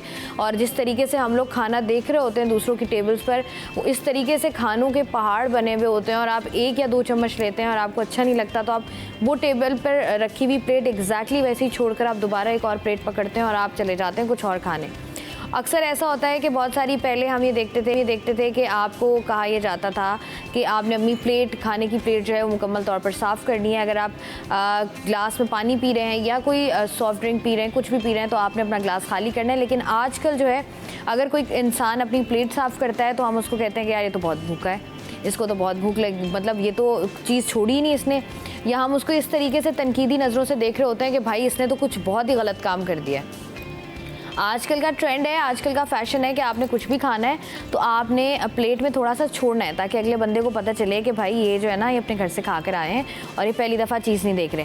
बहुत सारे ऐसे ट्रेंड्स वक्त के साथ साथ सेट होते गए और होते जा रहे हैं जो कि ना सिर्फ एक ऐसा अमल है जो कि हमारे मज़हब में भी जिसकी ममानियत है, और साथ ही साथ जो है कुछ ऐसे अमल भी हैं जो कि रोज़मर्रा की ज़िंदगी में भी अच्छे नहीं लगते, क्योंकि पहले भी घर में खाने बना करते थे, पहले भी लोग इंजॉय किया करते थे, लेकिन इस तरीके से खाने को ज़ाया नहीं किया जाता था। और जिस तरीके से गुर्बत है हमारे शहर में, हमारे मुल्क में, जिस तरीके से लोग एक वक्त की रोटी के लिए तरसते हैं और एक वक्त की रोटी के लिए ना जाने क्या कुछ कर गुजरने को तैयार हो जाते हैं, वहीं पर कुछ लोग ऐसे भी हैं जो पूरे के पूरे खाने छोड़कर, पूरे के पूरे खाने ज़ाया कर कर जो है वो आगे बढ़ रहे होते हैं। अगर आप जो है वो मंज़र देख लें किसी भी मैरिज हॉल का, रात में शादी हो और सुबह आप वो मंज़र देखें किस तरीके से जो है बहुत बड़ी मिकदार में खाना जो बचा हुआ होता है वो किस तरीके से जो है वो ज़ाया हो रहा होता है और क्या मनाजिर होते हैं, ये भी एक हैरान कर देने वाली सूरत हाल होती है। तो इस पर हम लोग बात करेंगे।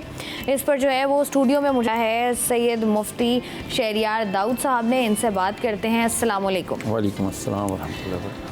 शहरियार दाऊद साहब, मुझे बताइएगा कि जिस तरीके से हम लोग खाना ज़ाया कर रहे हैं, जिस तरीके से आजकल हम बड़ा इस बात को माइंड करते हैं, जैसे मैं बात करी थी कि ये आपने खाना प्लेट साफ़ कर दिया, आपने सब खा लिया, यार तुम तो घर से कुछ खा कर ही नहीं आए, ये इस अमल को आप कैसे देखते हैं?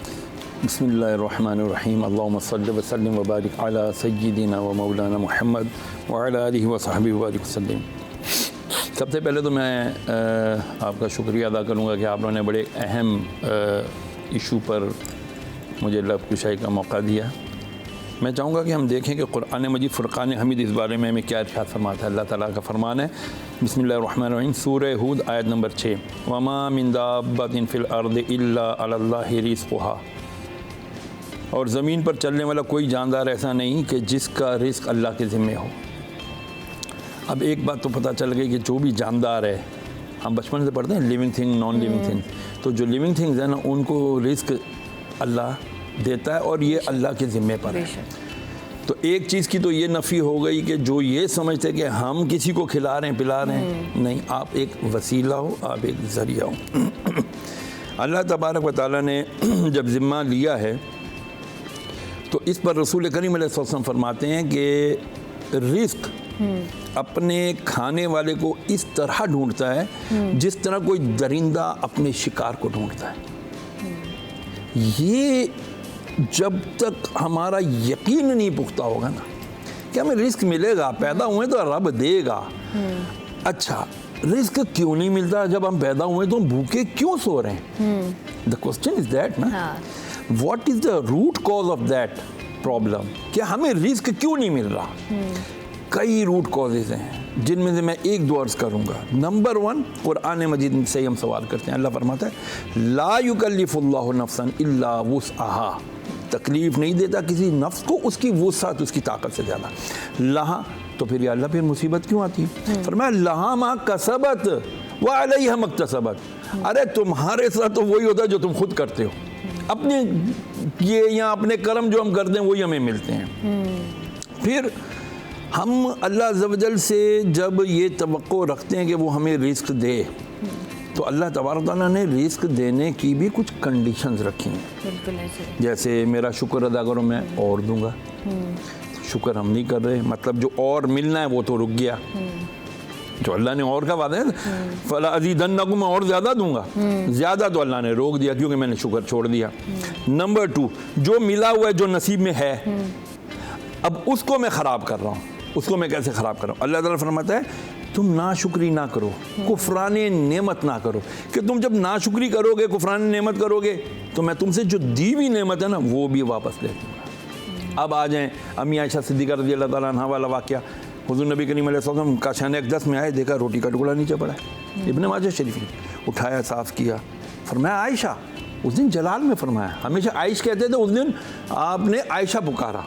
अम्मी आयशा समझ गई या तो ये मुझे प्यार से हुमैरा पुकारते हैं या आयश पुकारते हैं, या आयशा पुकारा है आज, जलाल है, डरती या रसूलल्लाह, फरमाया इसकी कदर करो, ये रोज़ी है, रोटी है, ये जिस कौम से एक दफ़ा गई ना तो वापस नहीं आई। अब आए जी, रोटी गई क्यों थी, वजह ये बताई कि इसकी तुमने कदर नहीं की। मैं अभी मक्कातुल मुकर्रमा मदीनातुल मुनव्वरा अल्हम्दुलिल्लाह गया, देखा वहाँ खाना जो होता है ना, खाना जितनी नाकदरी, जितनी मैंने फूड की ज़िल्लत, सॉरी टू से टू यूज़ दिस वर्ड्स, जितना मैंने ग़िज़ा का, रिज़्क़ का ज़िया मक्का मदीना में देखा, आई स्वेयर अपॉन गॉड मैंने कहीं नहीं देखा, उसके बाद पाकिस्तान में देखा।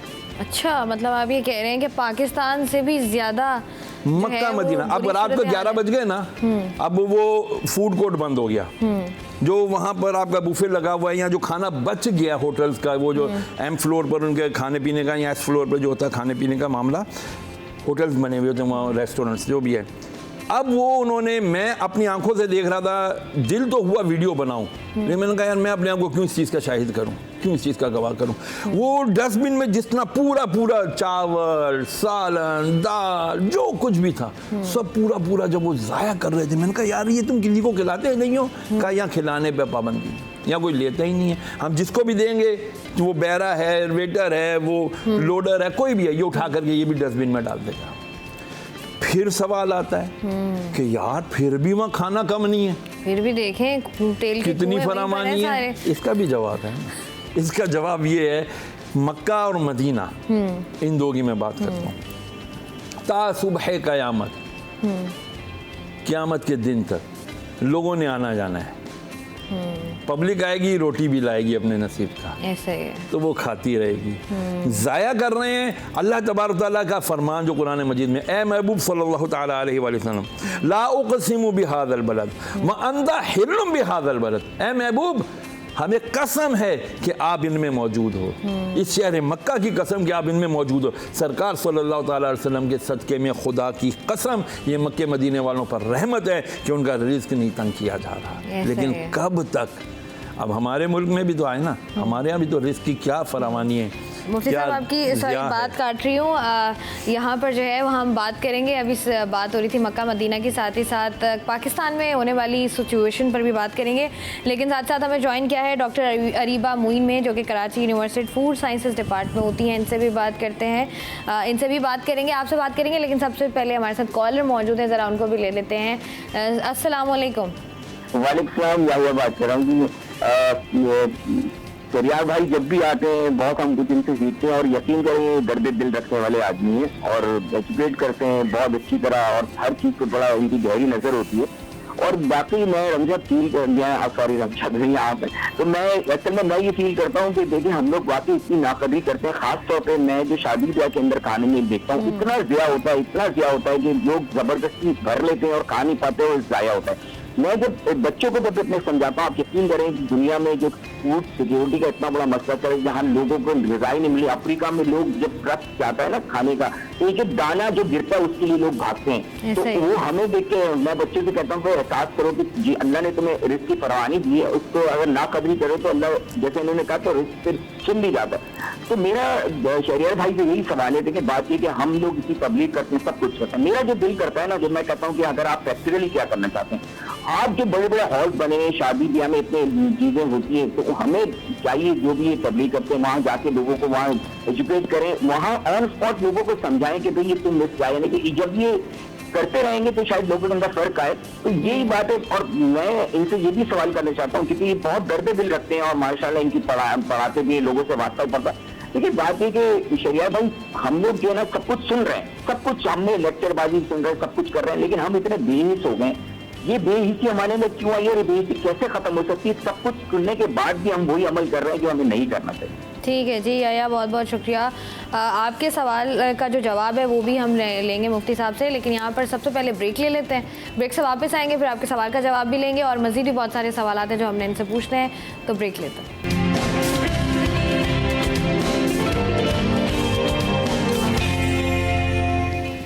वेलकम बैक जी। स्टूडियो में हमारे साथ जो हैं वो हमारे गेस्ट मौजूद हैं, उनसे हम बात करें जिस तरीके से खुराक का ज़िया हमारे मुल्क में हो रहा है और साथ ही साथ मुख्तलिफ ममालिक में भी हो रहा है। मुफ्ती साहब हमें बता रहे थे। साथ ही साथ जो है वो डॉक्टर अबीरा मुइन, जिनका नाम पहले मैंने गलत ले लिया था, हमारे साथ हैं, तो उनसे भी बात कर लेते हैं। मुझे बताइएगा कि जिस तरीके से मुख्तलिफ तरीके के खाने हमारे मुल्क में हैं या दुनिया भर में हैं, बनाए जाते हैं, खाए जाते हैं, हर तरह की डिश हम खाते हैं, 10-10 हज़ार रुपए का एक स्टेक हम खा जाते हैं, हमारा ना दिल भरता है ना हमारी निगाहें भरती हैं। ये क्या सोच है हमारी? देखिए, ये बहैसियत कम्युनिटी हमारे यहाँ ना क्लासेस बन गई हैं, तो अब स्टेटस सिंबल बन गया है कि आप अगर एक 10,000 रुपए का स्टेक खा रहे हैं या हाई फाई रेस्टोरेंट में खा रहे हैं, वो एक स्टेटस सिंबल बना लिया हमने। हालांकि इंसान की जो नीड है खुराक की वो बहुत एक लिमिटेड सी है। हमें अपनी डाइट में एक वैरायटी ऑफ इंग्रेडिएंट्स लेकर आना चाहिए, जिसकी वजह से आप देखें ओबेसिटी बहुत है। अब तो बच्चों में भी बहुत है, मोटापा का जो बीमारी है हम उसको देखते हैं, मुख्तलिफ़ किस्म की और भी बीमारी है जैसे डायबिटीज़ है। इस तरह के जो फूड चॉइसेस हमारी हो गई हैं उससे ये मसाइल आ रहे हैं। दूसरी चीज़ वेस्ट के बारे में जो हम बात कर रहे हैं, ये हमारी अगर हम हाउस होल्ड लेवल पे देखें वो भी हो रहा है। अगर हम देखें कि इंडस्ट्रियल या रेस्टोरेंट लेवल पे, जैसे मुफ्ती साहब ने बात की इंटरनेशनली क्या प्रैक्टिसेस हैं सऊदी अरब वगैरह की, तो इसकी प्रैक्टिसेस बहुत ज़्यादा है। मिटिगेशन के लिए भी लोग थोड़ा थोड़ा काम कर रहे हैं। उस थोड़ा थोड़ा काम को अगर मैं देखूं, आपको डिस्कस करूं, तो बर्मिंघम यूनिवर्सिटी का इनिशिएटिव लिया है वहाँ पे कि उन्होंने रेफ्रिजरेटर्स रखे हुए हैं इंडस्ट्रियल कोलैबोरेशन से, बाहर रखे होते हैं, जिसकी नीड है वो आके ले जाता है, नोबडी स्टॉप्स। उसकी तरह से रॉबिन हुड आर्मी है, ये इंडिया में काम करी है, पाकिस्तान में काम करी है। दे कलेक्ट, जैसे हमारे यहाँ इवेंट्स होते हैं, शादियाँ होती हैं, एक्स्ट्रा फूड जो होता है उसको कलेक्ट करते हैं, हाइजीनिकली पैक करते हैं और उन एरियाज़ में दे देते हैं जहाँ नीड है खुराक की। क्योंकि हमारे यहाँ आप देखें कि तकसीम बड़ी डिफरेंट हो चुकी है अब, कि मिडिल क्लास तबका ख़त्म होता जा रहा है। एक एलीट क्लास है जिसके पास बहुत फूड है, एक बिल्कुल गरीब तबका है जिसके पास खाने के लिए नहीं है। तो वो उन लोगों को जब भी रात के जिस पहर भी देते हैं, वो लोग उसी वक्त वो खाना खा लेते हैं, क्योंकि उनके पास स्टोरेज का फिर मज़ीद कोई सिलसिला नहीं होता।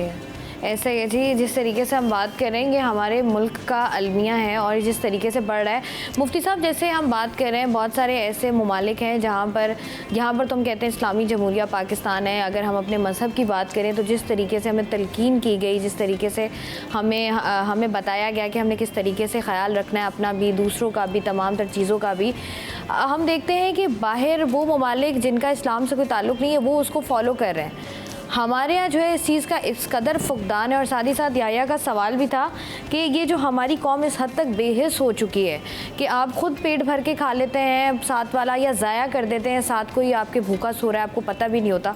उनका भी जवाब दे दीजिएगा। देखें, कुरान मजीद में अल्लाह ताला फरमाता है, हर सवाल का जवाब कुरान में मौजूद है। हमने पढ़ना नहीं है कुरान, पढ़ना है तो सिर्फ अरबी में हिल हिल के पढ़ना है। मैंने 2 कुरान ख़त्म किए, मैंने 5 कुरान ख़त्म किए रमज़ान में। पढ़ना समझना नहीं है। शायद हम मौलवियों ने कह दिया हुआ है शायद ये कि जी मौलवियों के तर्जुमा भी- नहीं पढ़ना इसका, तुम गुमराह हो जाओगे।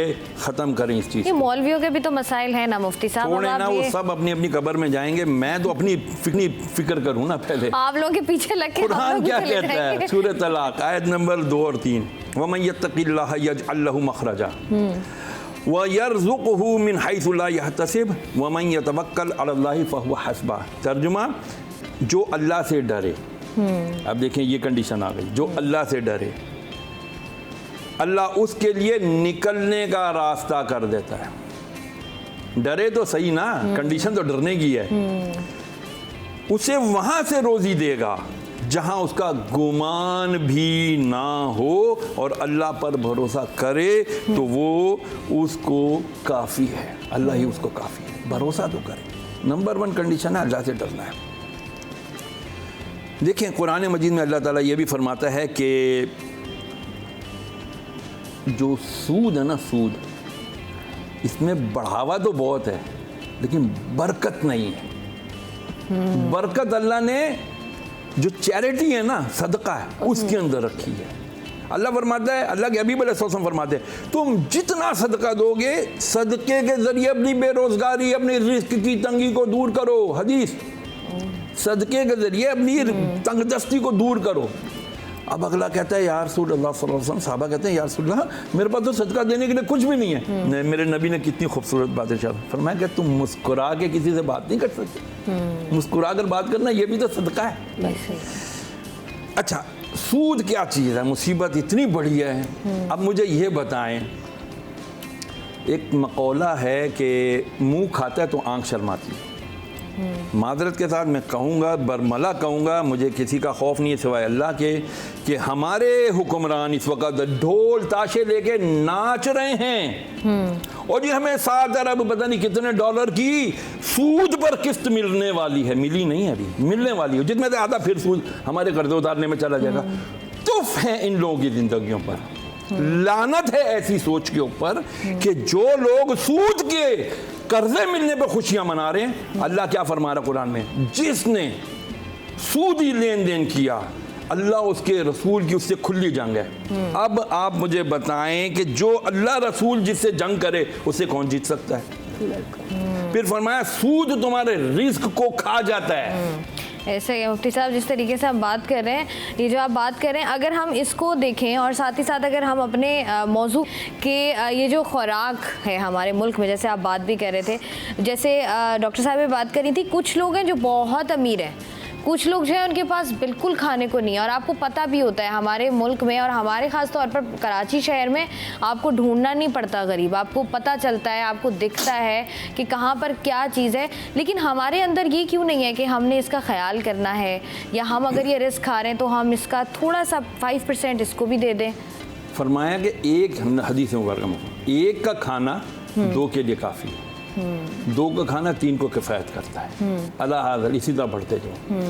हम में, मुझे अच्छी तरह याद है, हमारी वालदा जो है ना मुझे प्याला दिया करती थी, वे जा नाल वाली मासी फतन, फातिमा था उसको फतन, जा मासी फतन दिया, उसका कोई कमाने वाला नहीं। हमारी माँ ने हमें बचपन से ये तरबियत दी ऐसे कि भाई हमने दूसरों की ख्याल करना है। हुसैनी भाई ने जो कहा ना, एहसास कहाँ गया हमारा एहसास। मैं कह रहा हूँ, मैं आप सब सूद खा रहे हैं तो दिल तो मुर्दा हो गया।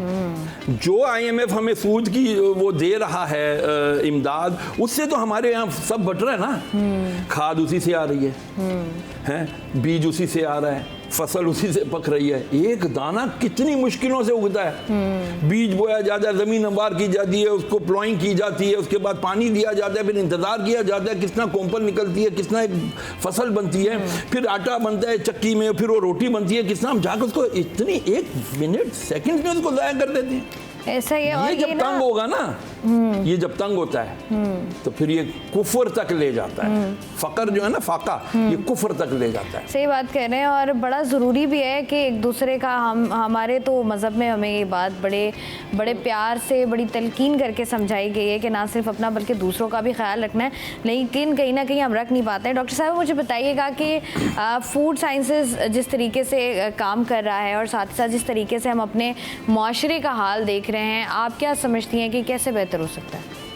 देखिए, बेहतरी की तरफ जाने के लिए ना हमें एहसास की ज़रूरत है। सेकेंडली जो सर ने बात की सूरह लहाब का जो उन्होंने रेफरेंस दिया, इसको मैं पहले थोड़ा सा एक्सप्लेन करना चाहूँगी। जब लोगों को ये चीज़ समझ में आ जाएगी ना साइंटिफिकली इस्लाम, क्योंकि जो भी हमारा मज़हब बातें करता है, जब हम कहते हैं एंड ऑफ टाइम तक के लिए है, तो बहुत ट्रू है। साइंटिफिक थ्योरीज तो सिर्फ उसको वेरीफाई करती हैं अपनी समझ के हिसाब से ना।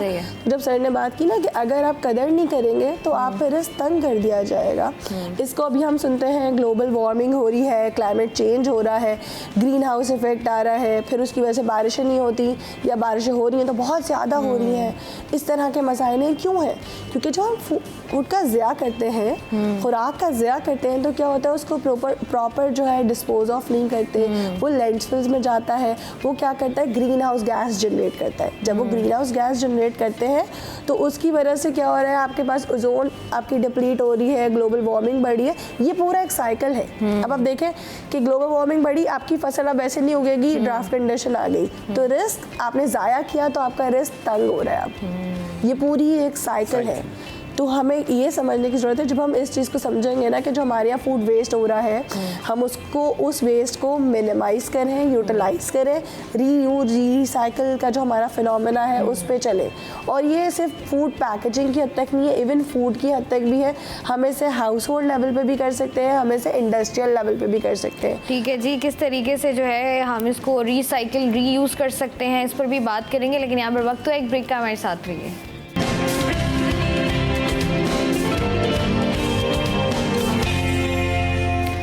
वेलकम बैक जी। सिटी एट 10 में एक दफ़ा फिर से खुशामदीद। हमारे साथ हमारे गेस्ट मौजूद हैं, मुफ्ती सैयद शहरियार दाऊद साहब हमारे साथ मौजूद हैं। इनसे बात करते हैं, इनसे जानते हैं कि ये जो रिस्क ज़ाया करने का सिलसिला है, बेसिकली इसका आगाज़ कहाँ से हुआ? ये मूसा अलैहिस्सलाम की कौम थी ना, ये बड़ी लाडली कौम थी। अब तो हम लाडले हैं। अल्लाह ने अपने हबीब के सदक़े में बड़ा करम किया वल्लाह, नहीं तो हमें पिछली कौमों की तरह अल्लाह ताला रांदा दरगाह ही कर देता। कोई गुनाह जो पिछली कौमों ने किया और हमने ना छोड़ा हो, ऐसा अल्लाह मान वाला फील। मूसा अलैहिस्सलाम को अल्लाह तबारक तआला ने, जब मूसा अलैहिस्सलाम ने दुआ की, वादी तिया में थे, 40 साल तक ये भटकते रहे, भूखे प्यासे। ऐ मूसा अपने रब से दुआ करो, हमें कुछ खाने पीने को तो दे, हम उसके लिए निकले हुए हैं। एहसान करते थे, हम तुम्हारे पीछे मूसा आए हैं, तुम्हारे रब के लिए आए हैं, तुम्हारे लिए आए हैं, हमारे को कुछ खिलाओ पिलाओ तो सही। तो अल्लाह तबारक तआला ने आसमान से भुने हुए बटेर और शहद नाजिल किया, जिसे मन और सलवा कहा जाता है। हज़रत मूसा अलैहिस्सलाम ने कहा, या अल्लाह ये तो आ गया, पिएंगे क्या? फरमाया अपना आसा मारो। मारा तो वो 12 चश्मे फूट पड़े, 12 के 12 कबाइल, वो सब अपने अपना पानी सब पीने लगे।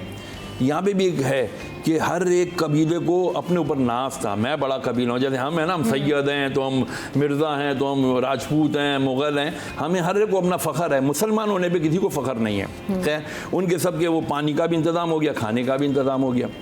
मूसा अलैहिस्सलाम को अल्लाह ने फरमाया, मूसा इनसे कहना ये बचाएं नहीं, अल्लाह पे भरोसा करें, देखो मैंने दिया है ना, अब भरोसा करना, बचाना नहीं, इसको संभाल के नहीं रखना, सारा खा जाना, बचाना नहीं। उनमें से किसी एक थोड़ दिले ने, हमारे जैसे किसी कंजूस मारवाड़ी ने, उसने निकाला, वो यार पता नहीं कल आए ना आए, उसने थोड़ा सा खाना निकाल के बचा लिया, छुपा लिया अपनी लपेट के कपड़े में। दूसरे दिन खाना ही नहीं आया। उसने बोला, देखा मेरा खौफ सही था ना, खाना नहीं आया। निकाला तो देखा वो ख़राब हो चुका था, कीड़े पड़ चुके थे। तब से खाना ख़राब होना शुरू हुआ, उससे पहले खाना ख़राब नहीं होता था। तो ये इंसान की थोड़ दिली जो होती है ना, ये इंसान को ख़त्म करती है। दूसरी पॉइंट, एक रूट कॉज तो ये हमारी तंगदस्ती का, जो हम फूड ज़ाया करते हैं, जो हमारा एहसास मर गया, उसकी सबसे बड़ी वजह तो सूद का पैसा। सूद हम खा रहे हैं, सब खा रहे हैं। कोई कहता है ना मैं पाकिस्तान में रह के सूद नहीं खा रहा, झूठा है। नंबर 2, ज़कात का ना देना। ज़कात is the saviour of the humanity. इंसानियत की बका ज़कात में है। हम ज़कात ही नहीं दे रहे। जितना ये पैसा ज़ाया करते हैं इन फूड सेंटर्स पर और जा करके खाते पीते हैं ज़ाया करते हैं, यार अपना ज़कात कैलकुलेट करके ईमानदारी के साथ ज़कात निकाल दें। खुदा वहदहू ला शरीक की इज़्ज़त और जलाल की कसम, पाकिस्तान में कोई गरीब ना रहे। उमर फारूक के दौर में भी तो ज़कात लेके घूमते थे, लेने वाला कोई नहीं था। वो ये वजह है ना कि जैसे आप बात करें ना कि जब आपको थोड़ पड़ जाए, जब आपके दिल तंग हो जाए, जब आपको ऐसा लगे कि अच्छा अगर मैंने ज़कात के पैसे देने हैं या मैंने किसी गरीब की मदद करनी है, तो हमारी कोशिश होती है कि जो है ना पैसे बहुत ज़्यादा कम जो हैं वो हम दें, या हमारे पास कहीं से कोई बड़ी रकम आ जाए तो हम थोड़े से पैसे निकाल के दे दें। उसकी बनिस्बत हम किसी को 50-100 रुपया देंगे कि यार ये पैसे ले लो तुम, और हम जाके 10,000 15,000 रुपए की शॉपिंग या खाना खा के हम लोग घर आ जाएंगे। वो हमें कम नहीं लगता, वो हमें जो है वो लॉस नहीं लगता, हमें ये लॉस लग रहा होता है। डॉक्टर साहब जैसे आप बात करी थी ना कि हम खाने को रिसाइकिल कर सकते हैं, किस तरीके से खाने को प्रिजर्व किया जा सकता है, बचाया जा सकता है, कम किया जा सकता है, उस पर बात कीजिएगा ज़रा। देखिए ये डिफरेंट स्टेजेस हो सकते हैं आपके। पहली चीज़ हम बात करेंगे जब हम ग्रॉसरी करते हैं। आप जब ग्रॉसरी कर रहे हैं, मैं इस वक्त सिर्फ हाउस होल्ड लेवल डिस्कस कर रही हूँ, ग्रॉसरी कर रहे हैं, अपनी नीड के मुताबिक आप शॉपिंग करें। जब आप अपनी नीड के मुताबिक शॉपिंग करेंगे, यू हैव अ प्लान कि हमें ये लेना है, ये पकाना है, तो आप वही चीज़ें लेंगे, उसको यूज़ कर लेंगे, ठीक है। या आप अगर बल्क में शॉपिंग करते हैं तो फिर आपको नोट रखना पड़ेगा कि किसकी एक्सपायरी कब है। जैसे स्पाइसेस होते हैं, ऑयल होता है, काफ़ी चीज़ों की एक्सपायरी होती है। तो आप देखें हम इंडस्ट्री में भी एक प्रिंसिपल यूज़ करते हैं फीफो का, फर्स्ट इन फर्स्ट आउट। जो पहले लिया है उसको आप पहले यूज़ करें। ऐसा है कि अगर मैंने आज लौकी पहले ली है और कल मैं लेकर आई कुछ और सब्ज़ी, मैंने वो बना ली, पुरानी लौकी जो काली होती रही फ्रिज में, और आप फिर आपने उसको जाकर डस्टबिन में डाल दिया, तो आपकी पेंट्री में या आपके रेफ्रिजरेटर में वो चीज़ ख़राब हो गई। So you have to be very mindful कि आपने क्या शॉपिंग की है, आपको क्या बनाना है। इस तरह से आप जब देखेंगे तो आपकी ना तो पैसे वेस्ट होंगे क्योंकि रिसेशन है ऑब्वियसली, तो आपके पैसे भी वेस्ट नहीं होंगे और फूड भी वेस्ट नहीं होगा। ये वाली सिचुएशन।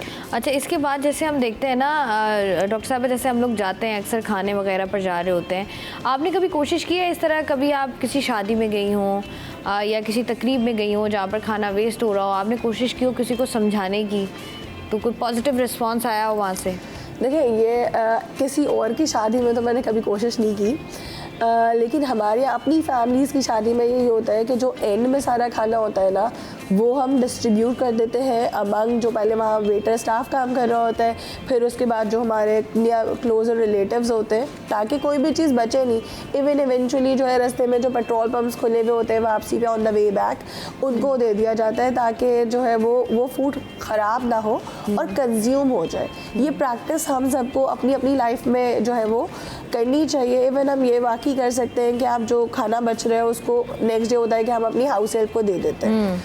उसके भी तरीके होते हैं। अगर आप एक गंदे से शॉपर में डाल के देंगे तो वो ऑब्वियसली उसके लिए भी एक अच्छी इंप्रेशन नहीं होता कि आपने सही खाना इस तरह से दिया है। तो जो डिस्पोजेबल पैकेजेस आते हैं अब तो हम सबके घरों में आते हैं, तो उन चीज़ में एक प्रॉपर रिस्पेक्टफुल वे में आप देंगे तो वो लोग भी जो है ना उसको कचरे के डब्बे में नहीं डालेंगे and they will use it.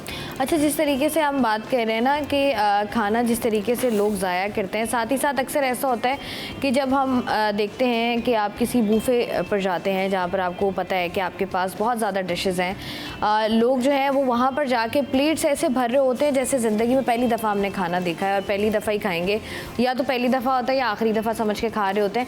वही अगर आप किसी रेस्टोरेंट वगैरह में जाते हैं, वहाँ जाके आप अपनी सिर्फ एक डिश का पे कर रहे होते हैं, तो आप वो डिश आपकी कोशिश होती है या तो ये यहीं ख़त्म हो जाए, या जो बच जाती है तो आपकी कोशिश होती है कि इसको बच के पैक करा के घर ले जाएं, फिर अगले दिन गर्म करके हम इसको खा लेंगे। मतलब हमने पैसे वसूल करने हैं। तो बूफे में हमें क्या हो जाता है?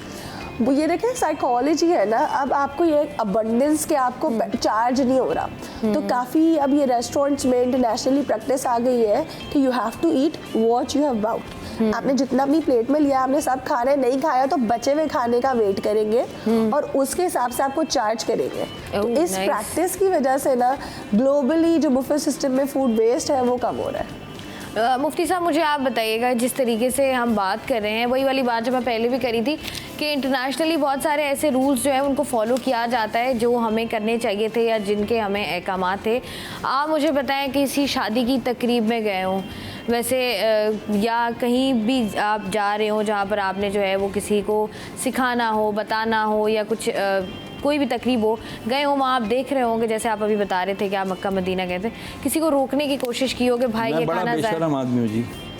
जब मैं शादियों में बुलाया जाता हूँ ना, अव्वल तो मैं अल्हम्दुलिल्लाह निकाह खान रजिस्टर्ड भी हूँ गवर्नमेंट की तरफ से। मैं निकाह पढ़ाने जाता हूँ तो सबसे पहले तो मैं भाषण देता हूँ। लोग मुझे कहते हैं तुम भाषण देते हो, यानी मैं लेक्चर देता हूँ कि निकाह क्या है, हक महर के बारे में सबसे पहले बताता हूँ कि कितना आप लोगों ने मजाक बनाया हुआ हक महर को, ये निकाह होते ही नहीं है। 2 निकाहों से मैं बगैर निकाह पढ़ा के भी आया हूँ, पढ़ाए बगैर, क्योंकि वहाँ आर्ग्यूमेंट हो गया कि मौलाना निकाह पढ़ाने आए हो, भाषण नहीं दो, निकाह पढ़ाओ जाओ। मैं कहा ठीक है, तुम किसी और से पढ़वा दो।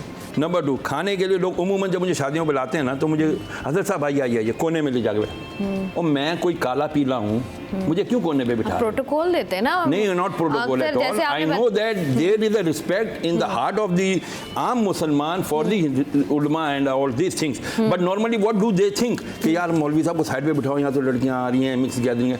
But I do my self कि मैं जाके बीच में बैठता हूँ। वजह क्या है, मैं फिर वहाँ, और यार इतना ही लेना जितना खाना है, खाने के लिए मत जियो, जीने के लिए खाओ। जीने के लिए इतना हो सके कि आप जो है ना, वो कहते हैं ना कि आपने, वो खैर बात आपने करी थी मुफ्ती साहब ने, कि जिस तरीके से हम लोग देख रहे होते हैं रोज़ाना की बुनियाद पर अपने इर्द गिर्द जिस तरीके से वेस्ट हो रहा होता है, मैं तो यही कहती हूँ कि जब भी आप अपने इर्द गिर्द कोई ऐसा काम होता हुआ देखें जो आपको पता है कि गलत है, तो आप कोशिश करें कि उनको आराम से प्यार से बताने की कोशिश करें। अमल करना ना करना उन पर है, लेकिन कुछ ना कुछ जिम्मेदारी आप पर भी आयद होती है। बहैसियत मुसलमान, बहैसियत पाकिस्तानी भी कुछ जिम्मेदारियाँ हैं जिनको आपने जो है वो अदा करना है, लेकिन उससे पहले ज़रूरी ये है कि आप ख़ुद उन पर अमल करें। खाना जितना आपने खाना है उतना निकालें, जितना आपने खाना है उतना मंगवाएं, और खाना बहुत ज़्यादा देखकर बिल्कुल पागल मत हो जाया करें। और इस तरीके से, जिस तरीके से हम बात भी कर रहे थे कि खाना जिस तरीके से इस्तेमाल होता है, जिस तरीके से ज़ाया होता है, बहुत सारे ऐसे लोग हैं जो काफ़ी दिनों तक हमारे शहर में ही भूखे सो जाते हैं, और छोटे छोटे मासूम बच्चे होते हैं, बहुत सारे मरीज़ होते हैं, लेकिन चूँकि वो अफोर्ड नहीं कर सकते, वो खा पी नहीं सकते, उनके पास इतना बजट नहीं है, इतने पैसे नहीं है, तो वो भूखे सो रहे होते हैं। या ऐसे मनाजिर देख रहे होते हैं हम लोग के, कोई कचरा कुंडियों से बच्चे छोटे छोटे खाना तलाश कर रहे होते हैं, या जो सबसे ज़्यादा शादी हॉल या बैंकेट के पास कचरा कुंडी होती है, सबको पता होता है कि यहाँ पर जो है वो वेस्ट आएगा खाने का, और लोग वहाँ से जो है वो खाना निकाल कर खा भी रहे होते हैं। ये तमाम तर चीज़ें भी जो है वो हम देख रहे होते हैं। हमारे साथ सैयद मुफ्ती सैयद शहरियार दाऊद साहब मौजूद है, और साथ ही साथ डॉक्टर अरीबा हमारे साथ मौजूद थी। आप दोनों का बहुत बहुत शुक्रिया। मैं हूँ शाइस्ता रज़ा, सिटी 10 से मुझे आज के लिए दीजिए इजाज़त। अपना रखिएगा ख्याल। अल्लाह हाफ़िज़।